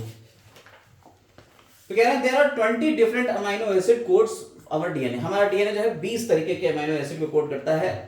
डीएनए यानी एनिमल में 20 तरीके, वैसे तो आप बहुत सारे अमीनो एसिड, लेकिन जो एक एनिमल की बॉडी बनाएंगे उसके अंदर सिर्फ 20 ही होंगे। देखिए glycine, alanine, glutamic acid, serine, ठीक है। Example of polar and non polar amino acid, किसमें कौन से पोलर होंगे कौन से नॉन पोलर होंगे। देखिए जिसमें मतलब पॉजिटिव और देखिए जब आप किसी अमीनो एसिड को लोगे, जैसे अभी हमने आपको जनरल बात बताई, क्या बताया हमने आपको? कार्बन बताया, यहाँ COOH हो गया, यहाँ NH2 हो गया, ठीक है।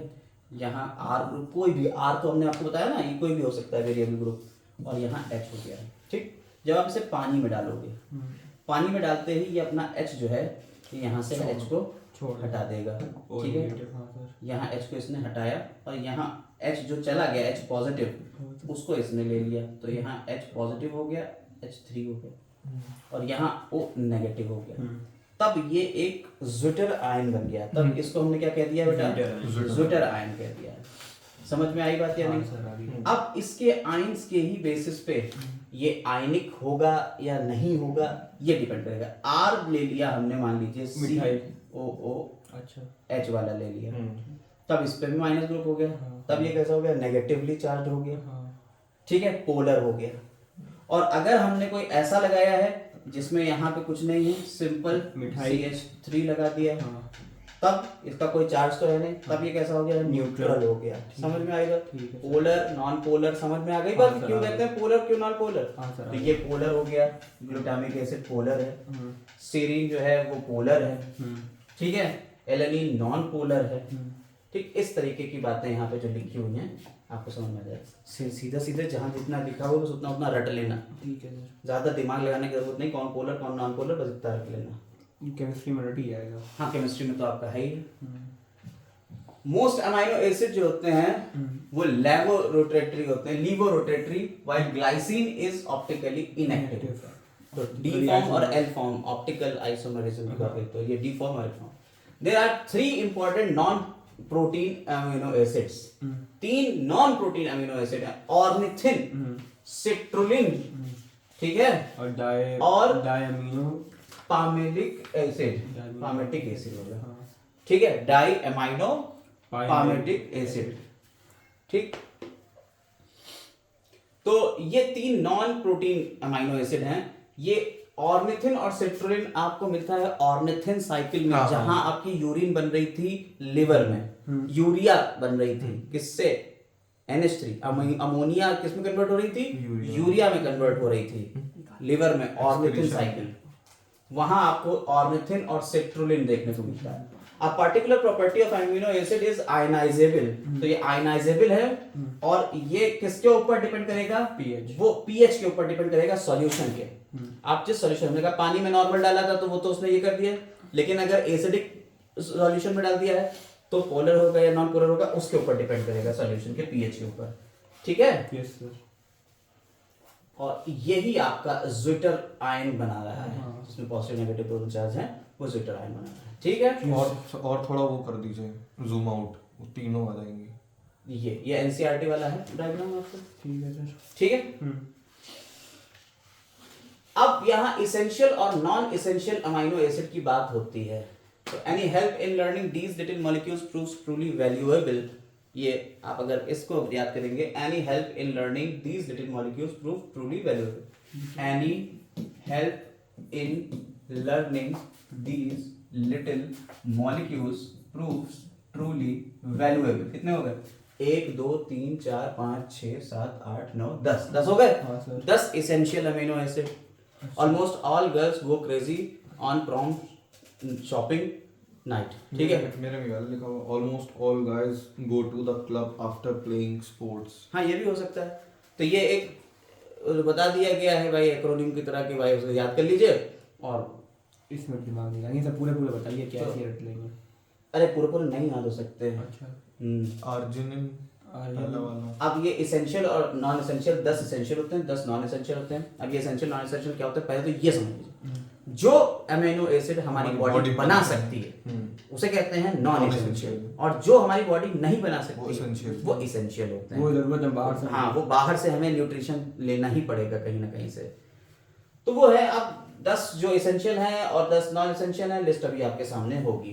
तो इसको याद करने का एक यही है। तो any help in learning these little molecules proves truly valuable. Pvt. ठीक है। तो देयर आर, तो 10 होगा इसेंशियल। नॉन इसेंशियल वाले यहाँ पे लिख दिए हैं, इसेंशियल और नॉन इसेंशियल।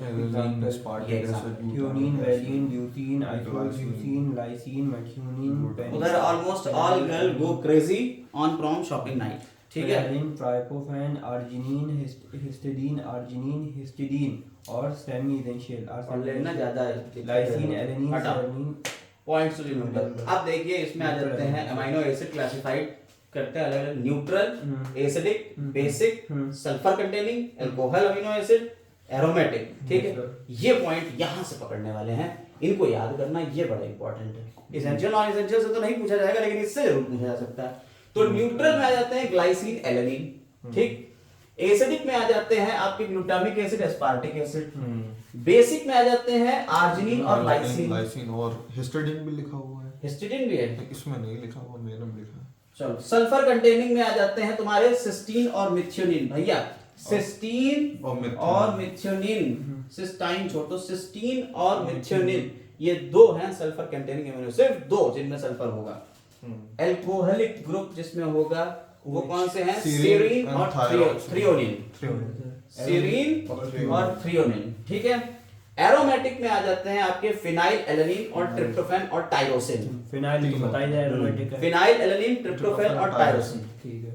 ये पॉइंट अगर आप पकड़ लेंगे, यहां से क्वेश्चन जरूर बनता है। तो इसको तो ये टेबल तो आपको ये वाला कि एसिडिक है, बेसिक है, ये तो आपको याद करना ही करना है, चाहे कुछ हो जाए। ठीक है सर। ठीक है। आगे आते हैं कुछ और बातें amino acid, functions of amino acid. अच्छा, यहाँ पे और भी दिया हुआ है। हेट्रोसाइक्लिक, सेमी एसेंशियल, इसके ऊपर भी बात कर लीजिए। हेट्रोसाइक्लिक में आ जाते हैं आपके कौन से? हिस्टिडीन, ठीक है, प्रोलीन और हाइड्रोक्सीप्रोलीन। हाइड्रोक्सीप्रोलीन छोड़ लो, हिस्टिडीन और प्रोलीन। ठीक। सेमी एसेंशियल जो होते हैं arginine and histidine are semi essential amino acid required by children. Protein amino acids are laboratory and alpha type except glycine. छोड़ दो इसको, अब ये लेबोरेटरी और डेक्सोरेटरी क्या केमिस्ट्री में जब आप पढ़ेंगे तब आपको। Functions of amino acid, amino acid का फंक्शन क्या होता है? Besides their principal function are building blocks, तो ये इसके और भी फंक्शन है, जैसे tyrosine converted into hormone thyroxine. पकड़ो पॉइंट बेटा, ठीक है। And adrenaline as well as skin pigment melanin. Tyrosine से आपके 3 चीजें बन रही। कौन कौन?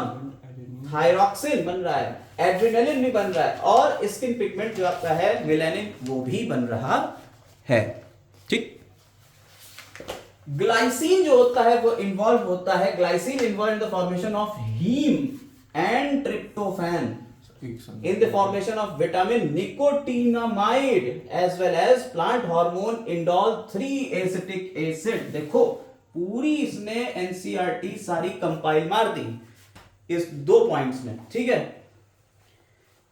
तो टायरोसिन किस किस को बना रहा है? टायरोसिन आपके हार्मोन बना रहा है, थायरोक्सिन और एड्रेनालिन, और साथ ही साथ एक पिगमेंट बना रहा है जिसे मेलानिन कह रहे हैं स्किन में। ग्लाइसिन और ग्लाइसिन जो होता है वो हीम बनाता है, ट्रिप्टोफैन बना रहा है, और विटामिन बना रहा है निकोटिनामाइड, और साथ ही साथ ये प्लांट हार्मोन भी बना रहा है इंडोल एसिटिक एसिड यानी ऑक्सिन। नाम याद आया?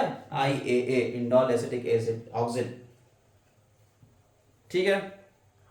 tryptophan and इसको लिख लीजिए आप। आगे अगला पॉइंट जो है, after the removal of amino acid carbon chain many amino acid is converted into glucose. ठीक है, on losing carboxyl group carbon dioxide amino acid biologically active amines बनाते हैं सच एज हिस्टामीन। क्या हुआ है इसमें से, कार्बोक्सिल ग्रुप को कार्बन डाइऑक्साइड की फॉर्म में निकाल दिया तो ये किस में बदल गया, ये अमाइंस बदल गया, जैसे हिस्टामीन, हिपेरिन, सेरोटोनिन जो आप बनाते थे उसमें हिस्टामीन ये है। ठीक है, histamine required for functioning of muscles, blood capillaries और gastric juices. Ornithine and citrulline compounds जो हैं वो यूरिया साइकिल में होते हैं। Antibiotic non protein amino acid होते हैं। Amino acids form organic acids which form glucose by gluconeogenesis. तो अमीनो एसिड से ग्लूकोज बनाना क्या कहलाएगा, ग्लूकोनियोजेनेसिस। ग्लाइकोलिसिस क्या है, ग्लाइकोजन को उसे ग्लूकोज को तोड़ना। ग्लूकोज को तोड़ना, हाँ ग्लाइकोजेनेसिस। हाँ ठीक है, ग्लूकोजेनेसिस, ग्लाइकोजेनेसिस हो गया। और अच्छा ग्लाइकोलिसिस ग्लाइकोजिनोलिसिस क्या होता है, सर ग्लाइको एक मिनट देखो हम बता रहे हैं, पॉइंट पकड़ो। Glycogenesis, genesis making of glucose. ठीक है, ग्लाइकोजेनेसिस यानी ग्लाइकोजन का फॉर्मेशन, अच्छा ठीक है। ग्लूकोज से ग्लाइकोजन बन जाना। ग्लाइकोजेनेसिस और ग्लाइकोजिनोलिसिस,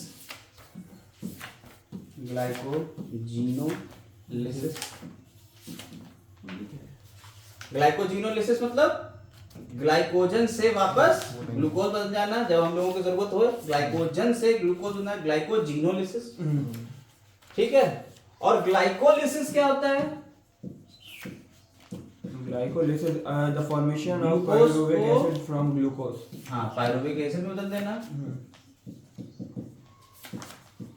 ठीक है। और ग्लूकोनियोजेनेसिस क्या होता है, ग्लूकोज का फॉर्मेशन बिना किसी कार्बोहाइड्रेट के, यानी अमाइनो एसिड से ग्लूकोज का फॉर्मेशन हो गया, ग्लूकोनियोजेनेसिस। पॉइंट पकड़ लीजिए, सारी जेनेसिस आपने पढ़ ली, कौन कौन सी हो गई, ग्लाइकोजेनेसिस यानी ग्लाइकोजन का फॉर्मेशन, ग्लाइकोजिनोलिसिस ग्लाइकोजन से ग्लूकोज बन जाना, ग्लाइकोलिसिस ग्लूकोज से पायरुविक एसिड हो जाना, और ग्लूकोनियोजेनेसिस जब का ग्लूकोज बने किसी दूसरी चीज से एक्सेप्ट फ्रॉम कार्बोहाइड्रेट यानी अमाइनो एसिड से बन जाए तो ग्लूकोनियोजेनेसिस। समझ में आ गई बात, कोई दिक्कत इसमें?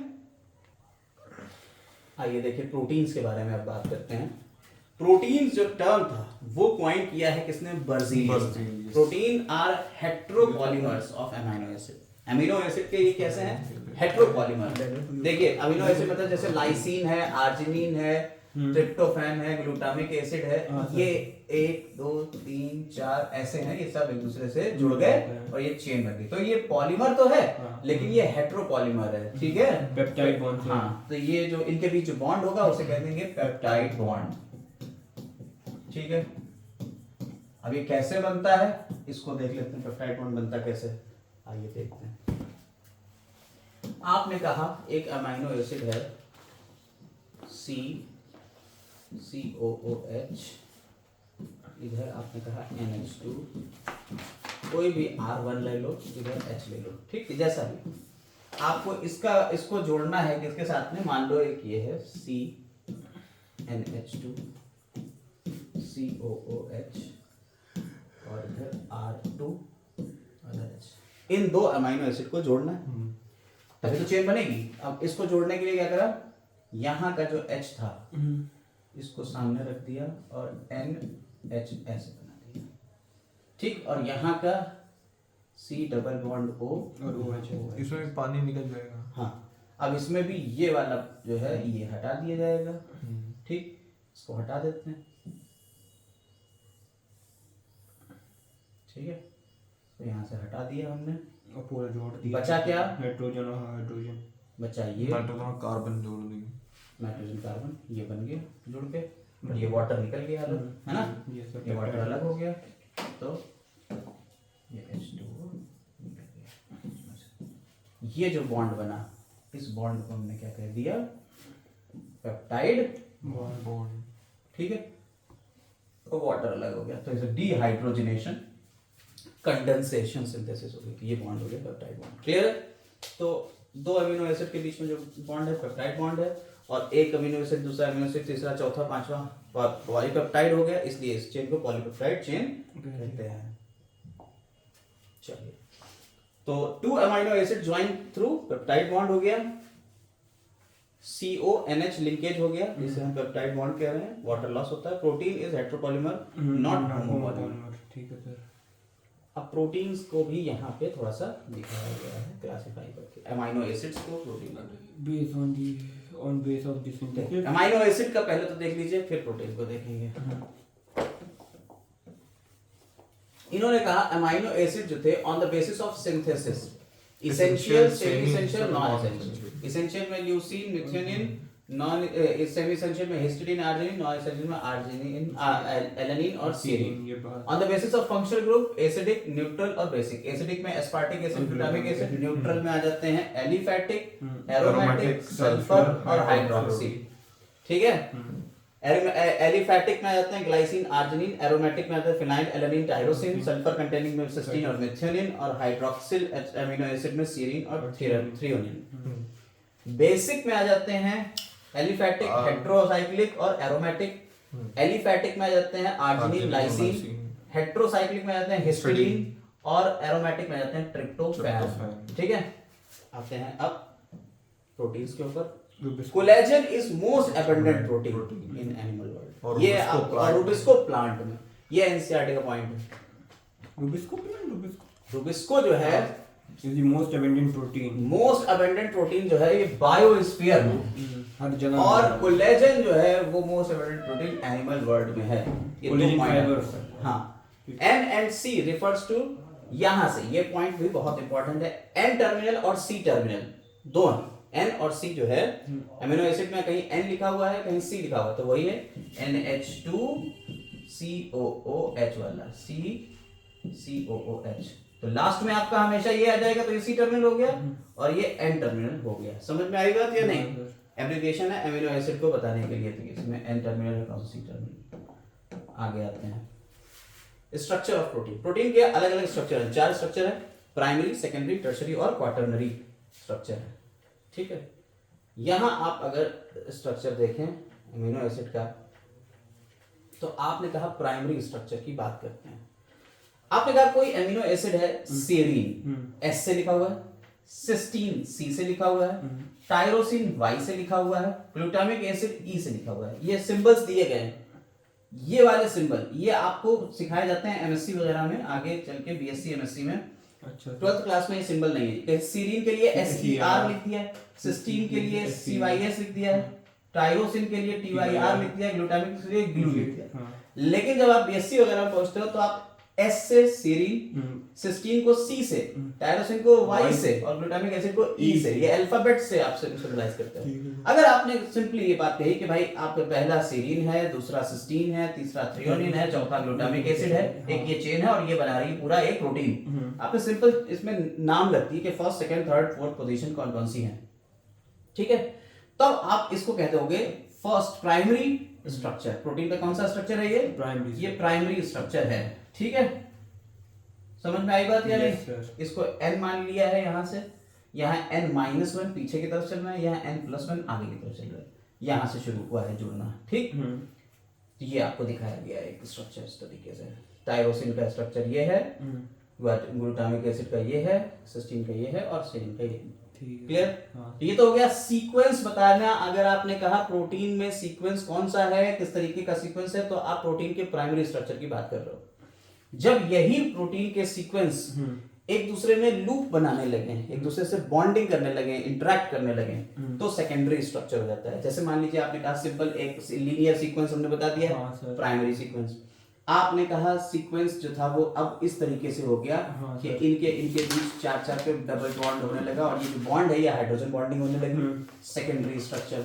हाँ सर। ऐसे ही आपने कहा ये लूप बना रहा है, आमने सामने है, सेकेंडरी स्ट्रक्चर। हाँ सर, जैसे वो आपने कहा ये जो क्वाइलिंग थी ये और सुपर क्वाइलिंग ऐसे होने लगी, तो ये हो गया टर्शरी स्ट्रक्चर। आपने कहा ऐसे ही टर्शरी स्ट्रक्चर वाली कई चेन्स एक दूसरे के ऊपर आने लगी और वो एक दूसरे से जुड़ने लगी, तब क्वाटरनरी स्ट्रक्चर जैसे हीमोग्लोबिन में देखने को मिलता मिलता है। है। Okay sir.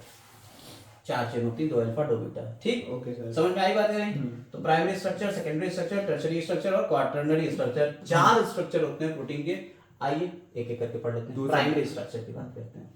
आपने कहा the sequence of amino acid in polypeptide chain gives protein is primary structure. तो आपको ये जो सीक्वेंस दिख रहा था, ठीक है, हम ज्यादा इसके आगे बात नहीं करेंगे। आपको जो पढ़ना है बैक करके पढ़ लीजिएगा। Secondary structure, the functional protein contains one or more polypeptide chain. The sequence of amino acid in chain determines where the chain will be folded and where it varies length.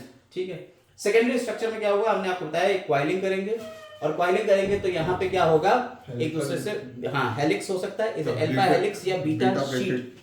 हाँ, उसके दो नाम है, alpha helix या beta sheet. तो आप देखिए यहाँ पे आपको प्रोटीन का मिल जा रहा है स्ट्रक्चर। ये यहाँ आपको कोलेजन के हेलिक्स मिल रहे हैं, ये हेलिकल स्ट्रक्चर ये कोलेजन का दिखाया गया है, और ये बीटा शीट दिख रही है, ये शीट की फॉर्म है। ठीक है, हाइड्रोजन बॉन्ड आपके बीच बीच में दिख रहा है। ठीक, तो ये चीज है, इसमें हाइड्रोजन बॉन्ड मिलेगा आपको। सेकेंडरी स्ट्रक्चर में क्या मिल जाएगा बेटा? हाइड्रोजन बॉन्ड, हाइड्रोजन बॉन्डिंग मिलेगी।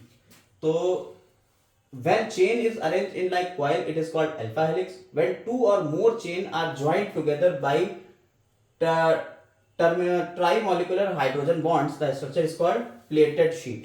आपने हेलिक्स और प्लेटेड शीट दोनों देख लिया। Structure helical structure is found in keratin of hair and plated structure found in skin fibres. ठीक है, सिल्क फाइबर, सिल्क फाइबर में आपको कौन सा मिल रहा है? Beta plated. और केराटिन जो प्रोटीन है हेयर का, उसमें क्या मिल रहा है आपको? Fibroin helical structure, alpha helix. Each protein has specific secondary structure also, secondary structure भी होता है।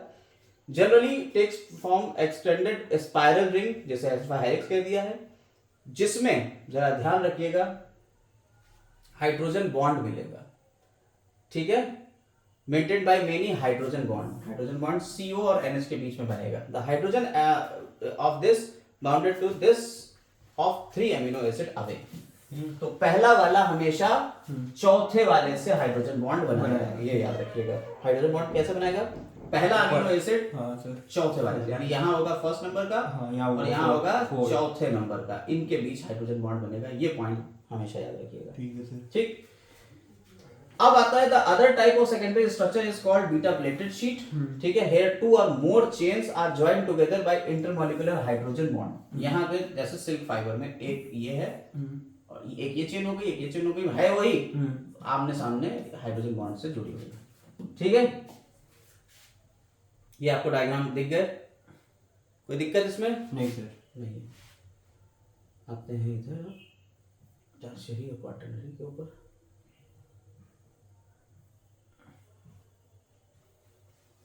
A special secondary structure is observed in collagen or tropocollagen helix which has 3 strands of polypeptide। पीछे आपने देखे 3 strands थे। ठीक है, तो ये आपको मिल गया। आते हैं टर्शियरी स्ट्रक्चर के ऊपर। टर्शियरी क्या होता है, हमने आपको बताया, और ज्यादा कॉइलिंग हो जाएगी। जो और ज्यादा कॉइलिंग हुई है चेन की, जहां पे और ज्यादा कॉइलिंग हो गई, जैसे यहाँ पे हमने कहा और सुपर कॉइलिंग हो गई, तो ये पार्ट क्या कहलाएगा? डोमेन कहलाएगा। क्या कहलाएगा? डोमेन कहलाएगा। और एंजाइम्स में टर्शियरी स्ट्रक्चर ही मिलता है, और यही एंजाइम्स की एक्टिव साइट कहलाती है। एक्टिव साइट, ये आपको नेक्स्ट वीडियो में देखने को मिलेगा। एंजाइम के जब हम लोग पढ़ेंगे तो एक्टिव साइट आप वहां पे देखेंगे। फिलहाल आप प्रोटीन के स्ट्रक्चर को समझिए कि प्रोटीन में क्या होता है? Helical structure, normal alpha helix, इसी को घुमाते हुए ले गए और यहाँ पे ऐसे आ गया, इन दोनों के बीच hydrogen bond, sheet like structure.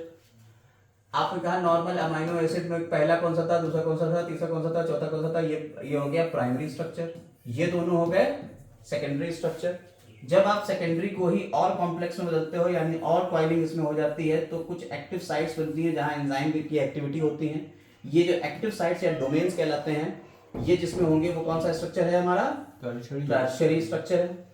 और ऐसे टर्शियरी वालों की कई चेन्स एक दूसरे के ऊपर ओवरलैप कर जाएंगी, तो क्या हो जाएगा? 2 अल्फा 2 बीटा क्वाटरनरी। हाँ, जैसे तुम्हारा हीमोग्लोबिन में बन जाती हैं, तो क्वाटरनरी स्ट्रक्चर होता है। तो टर्शियरी स्ट्रक्चर जो होता है, पॉलीपेप्टाइड चेन है, बेंड है, फोल्ड है extensively and forms compact globular shape obtained functional conformation, it is termed as tertiary structure.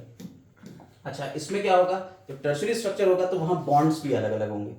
आपने कहा पहला जो प्राइमरी स्ट्रक्चर था, प्राइमरी स्ट्रक्चर में सिंपल पेप्टाइड बॉन्ड था 4-2, ठीक है, पेप्टाइड 1 to 4. बॉन्ड एक अमीनो एसिड दूसरे अमीनो एसिड के बीच में पेप्टाइड बॉन्ड था। जब आपने सेकेंडरी स्ट्रक्चर देखा तो आपने हाइड्रोजन बॉन्ड करा। जब आप टर्शियरी स्ट्रक्चर में जाते हो तब वहां बहुत सारे बॉन्ड होते हैं, सल्फर बॉन्ड भी हो सकता है, intracellular disulphide bond, hydrogen bond, hydrogen bond तो है ही है, डाइसल्फर बॉन्ड यूनिक और आयनिक आयनिक बॉन्ड भी हो सकता है, ठीक है। इसके अलावा भी एक दो बॉन्ड अच्छा, होते सर, हैं जो, जिनके नाम अभी आपको मिलेंगे। H2O2 हाइड्रोफोबिक बॉन्ड हो सकते हैं, हाँ, कोवेलेंट बॉन्ड हो सकते हैं, वैन डर वाल फोर्सेस हो सकते हैं, ठीक है। डबल फोर हाँ, ये 5 के करीब आयनिक बॉन्ड हो सकते हैं, 5 इंटरेक्शन मिलेंगे आपको इसमें। देखिए 3 तो ये लिखे, 1 2 3 4, ठीक है। इसके अलावा हाइड्रोजन बॉन्ड हो गया, पेप्टाइड बॉन्ड हो गया, ये सारे बॉन्ड भी हो गए, ठीक है। 5 से 6 टाइप के मिलेंगे। अब various type of bond interaction आपको मिल गए उसमें। अब आते हैं इधर large in a large protein such as haemoglobin. अब जब हीमोग्लोबिन की बात करते हैं, ठीक है, और in case of an enzyme the molecule undergo further folding containing functional conformation, जो फंक्शनल साइट होती हैं, ठीक है। The coils and folds of protein molecules are so arranged as to hide non polar amino acid chains in the site exposes to polar site, ठीक है। Non polar जो है वो नहीं होगी और ये पोलर वाली एक्सपोज कर देंगी। The 3 dimensional confirmation of protein brings distant amino acid aside, ठीक है। तो the active site of protein such as enzymes are thus formed। इस तरीके से एक्टिव साइट बनेगी, हम आपको बता चुके हैं। अब आते हैं क्वाटरनरी स्ट्रक्चर। क्वाटरनरी में हमने आपको बताया जब आप टर्शरी के ही 2-3 चेन एक दूसरे के ऊपर पाइल अप हो जाएंगी तो क्वाटरनरी बन जाएगा। जैसे आपने कहा हीमोग्लोबिन में 2 अल्फा और 2 बीटा होते हैं। ये आपको हीमोग्लोबिन का स्ट्रक्चर देखने को मिल जाएगा। टर्शियरी स्ट्रक्चर, ठीक है, सेकेंडरी स्ट्रक्चर और टर्शियरी स्ट्रक्चर। क्लोरोफिल का नहीं बोल सकते इसमें, उसमें तो फाइटोल और पायरोल रिंग दोनों ही होते हैं। हाँ बिल्कुल। इन ionic state of protein depends on pH.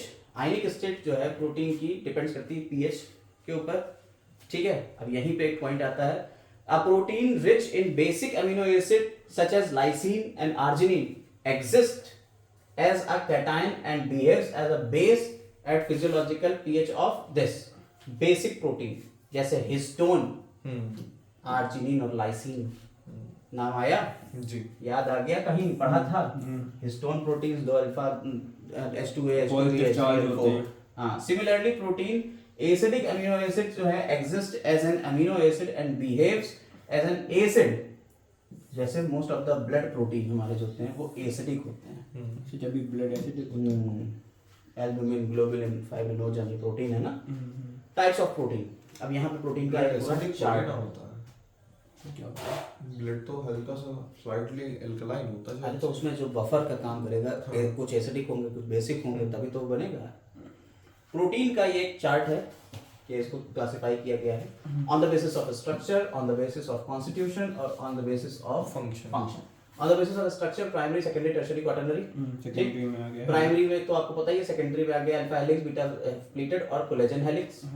और टर्शियरी तो आपको पता ही, क्वाटरनरी में हीमोग्लोबिन और इंसुलिन आ गया। On the basis of constitution कैसे कैसे बने होंगे, सिंपल, कॉन्जुगेट और डेरिवेटिव। सिंपल में फाइब्रस, ग्लोबुलर हो गए, मायोसिन, केराटिन और इधर एल्बुमिन और हिस्टोन। और कॉन्जुगेटेड में आ जाते हैं mucoprotein, nucleoprotein, glycoprotein, chromoprotein, metalloprotein, flavoprotein, lipoprotein, phosphoproteins, ठीक है। इतने ढेर सारे आ गए। डेरिवेटिव में पेंटोज और ठीक है, पेप्टोन्स और प्रोटीएजेस। अब आ जाते हैं यहाँ फंक्शंस की। फंक्शन की बात करें तो प्रोटीन एंजाइमेटिक फंक्शन भी शो करता है, स्ट्रक्चरल फंक्शन भी शो करता है और रिजर्व स्टोरेज भी करता है। ठीक, कोई दिक्कत नहीं। आपको सिर्फ primary, secondary, tertiary NCERT base पे अगर पढ़ना है तो सिर्फ प्राइमरी, सेकेंडरी, टर्शियरी। अगर थोड़ा और डिटेल जाना है तो ये एक करके थोड़ी थोड़ी बातें इस पे कर लेते हैं। सिंपल प्रोटीन्स और कॉन्जुगेट प्रोटीन्स क्या होते हैं? सिंपल प्रोटीन्स जो होते हैं composed of amino acid only, ठीक है। Some are small globular molecules mostly soluble in water and not coagulate by heat, ठीक है, हीट से नहीं होते हैं। तो ये सिंपल हो गए histone proteins. As size of protein molecule increases, comes less soluble and heat जो होता है इसके कन्फर्मेशन चेंज होने लगते हैं. For example larger globular protein such as egg albumin, serum albumin, ये जो है heat coagulate by heat, coagulation हो जाता है, ब्लड कोगुलेट कर जाता है, इसीलिए गर्म करने पे आपका अंडा जो है वो कोगुलेशन शो करता है. Fibrous protein have long molecules and are insoluble in water. Fibrous protein जो होते हैं उनके लॉन्ग मॉलिक्यूल और पानी में इनसॉल्युबल है. केराटिन ऑफ स्किन, ठीक है, and hair and collagen of connective tissue. Conjugate proteins जो होते हैं ये form by binding of simple protein with non protein called prosthetic group. ये कॉन्जुगेट प्रोटीन है. ये कैसे हैं? जो सिंपल प्रोटीन है आपके और नॉन प्रोटीन के साथ में मिल रहे हैं, एक प्रोस्टैटिक ग्रुप के साथ में मिल जाते हैं. जैसे न्यूक्लियो प्रोटीन आ जाता है, कौन आ गया तुम्हारा? RNA, ठीक है. Have nucleic acid and possess prosthetic group, ठीक है. नॉन प्रोटीन पार्ट वो phosphoric acid, RNA non protein part. Nucleoprotein RNA जो है राइबोसोम प्रोटीन होता है और RNA होता है, दोनों मिलकर राइबोसोम बन जाता है और न्यूक्लियो प्रोटीन ही तो है. अच्छा विदाउट वो होती है. ठीक. A conjugate protein are of the following type के, कई तरीके के हो सकते हैं. जैसे न्यूक्लियो प्रोटीन हो गया, ठीक, इसमें प्रोस्टैटिक ग्रुप है, न्यूक्लिक एसिड, ठीक, प्रोस्टामीन. अब मेटेलो प्रोटीन, मेटालिक ग्रुप हो गया तो मेटेलो प्रोटीन. क्रोमो प्रोटीन, कोई कलर वाला हो गया तो क्रोमो प्रोटीन. ठीक है सर, ठीक है, खत्म. ये प्रोटीन का पार्ट हो गया. अब आते हैं किसके ऊपर? प्रोटीन में एक और बचा है, फॉस्फोप्रोटीन्स, लिपोप्रोटीन्स, ग्लाइकोप्रोटीन्स. ग्लाइकोप्रोटीन्स ये हो गए, म्यूसिन्स, छोड़ दो इसको ज्यादा. राइबुलोज बिसफॉस्फेट जो है, वर्ल्ड मोस्ट कॉमन प्रोटीन है, क्लोरोप्लास्ट स्टोमेटा में मिलेगा. बाकी अगर पढ़ना चाहिए तो यहाँ इतनी चीजें लिखी हुई हैं, ज्यादा पढ़ने वाली बातें नहीं है. Actin and myosin essential for muscle contraction, ठीक है, आपको पता है. Snake venom, ricin of castor and bacterial toxins are proteinaceous in nature. ठीक. माइक्रोट्यूब्यूल्स जो होते हैं वो ट्यूबुलिन प्रोटीन के बने होते हैं. हीमोग्लोबिन और मायोग्लोबिन जो होते हैं वो ट्रांसपोर्ट प्रोटीन्स हैं. हीमोग्लोबिन ओवैल्यूबिन और ग्लूटिलिन स्टोरेज प्रोटीन्स हैं, छोड़ दो इसको. Insulin and parathormone are proteinaceous hormones. देखिए यहाँ से एक पॉइंट एक और पकड़ने वाला है, उधर हार्मोन पकड़े थे टायरोसिन और ट्रिप्टोफैन वाले, और इधर आ गया ये fibrinogen and thrombin are blood clotting हो गया. रोडोप्सिन और आयोडोप्सिन ये आपकी आंखों में मिलेंगे, रॉड्स और कोन्स में. ये फोटो रिसेप्टर है. आंखों आप पढ़ा नहीं है कभी, लेकिन आपको ये पता होना चाहिए. अगर आप ऑप्टोमेट्री वाले में पढ़ेंगे तो आप रोडोप्सिन और आयोडोप्सिन तो पढ़ेंगे. रॉड्स और कोन्स होते हैं आंखों में, रॉड्स और कोन्स होते हैं, इसी की वजह से आप रात में और दिन में देख पाते हो, कलर्स देख पाते हो. ठीक है, तो इन्हीं की वजह से ऐसा होता है. Protein having all essential amino acids are called first class protein. ठीक है, बाकी ज़्यादा चीज़ छोड़ दो. अब आते हैं किसके ऊपर? लिपिड्स के ऊपर. लिपिड्स को इसी में पढ़ेंगे, आगे पढ़ लेंगे उसको. ठीक है, नेक्स्ट वीडियो में हम लोग लिपिड्स से शुरू करेंगे और एंजाइम तक खत्म करेंगे इसको. अब के लिए बस इतना ही. Have a nice day.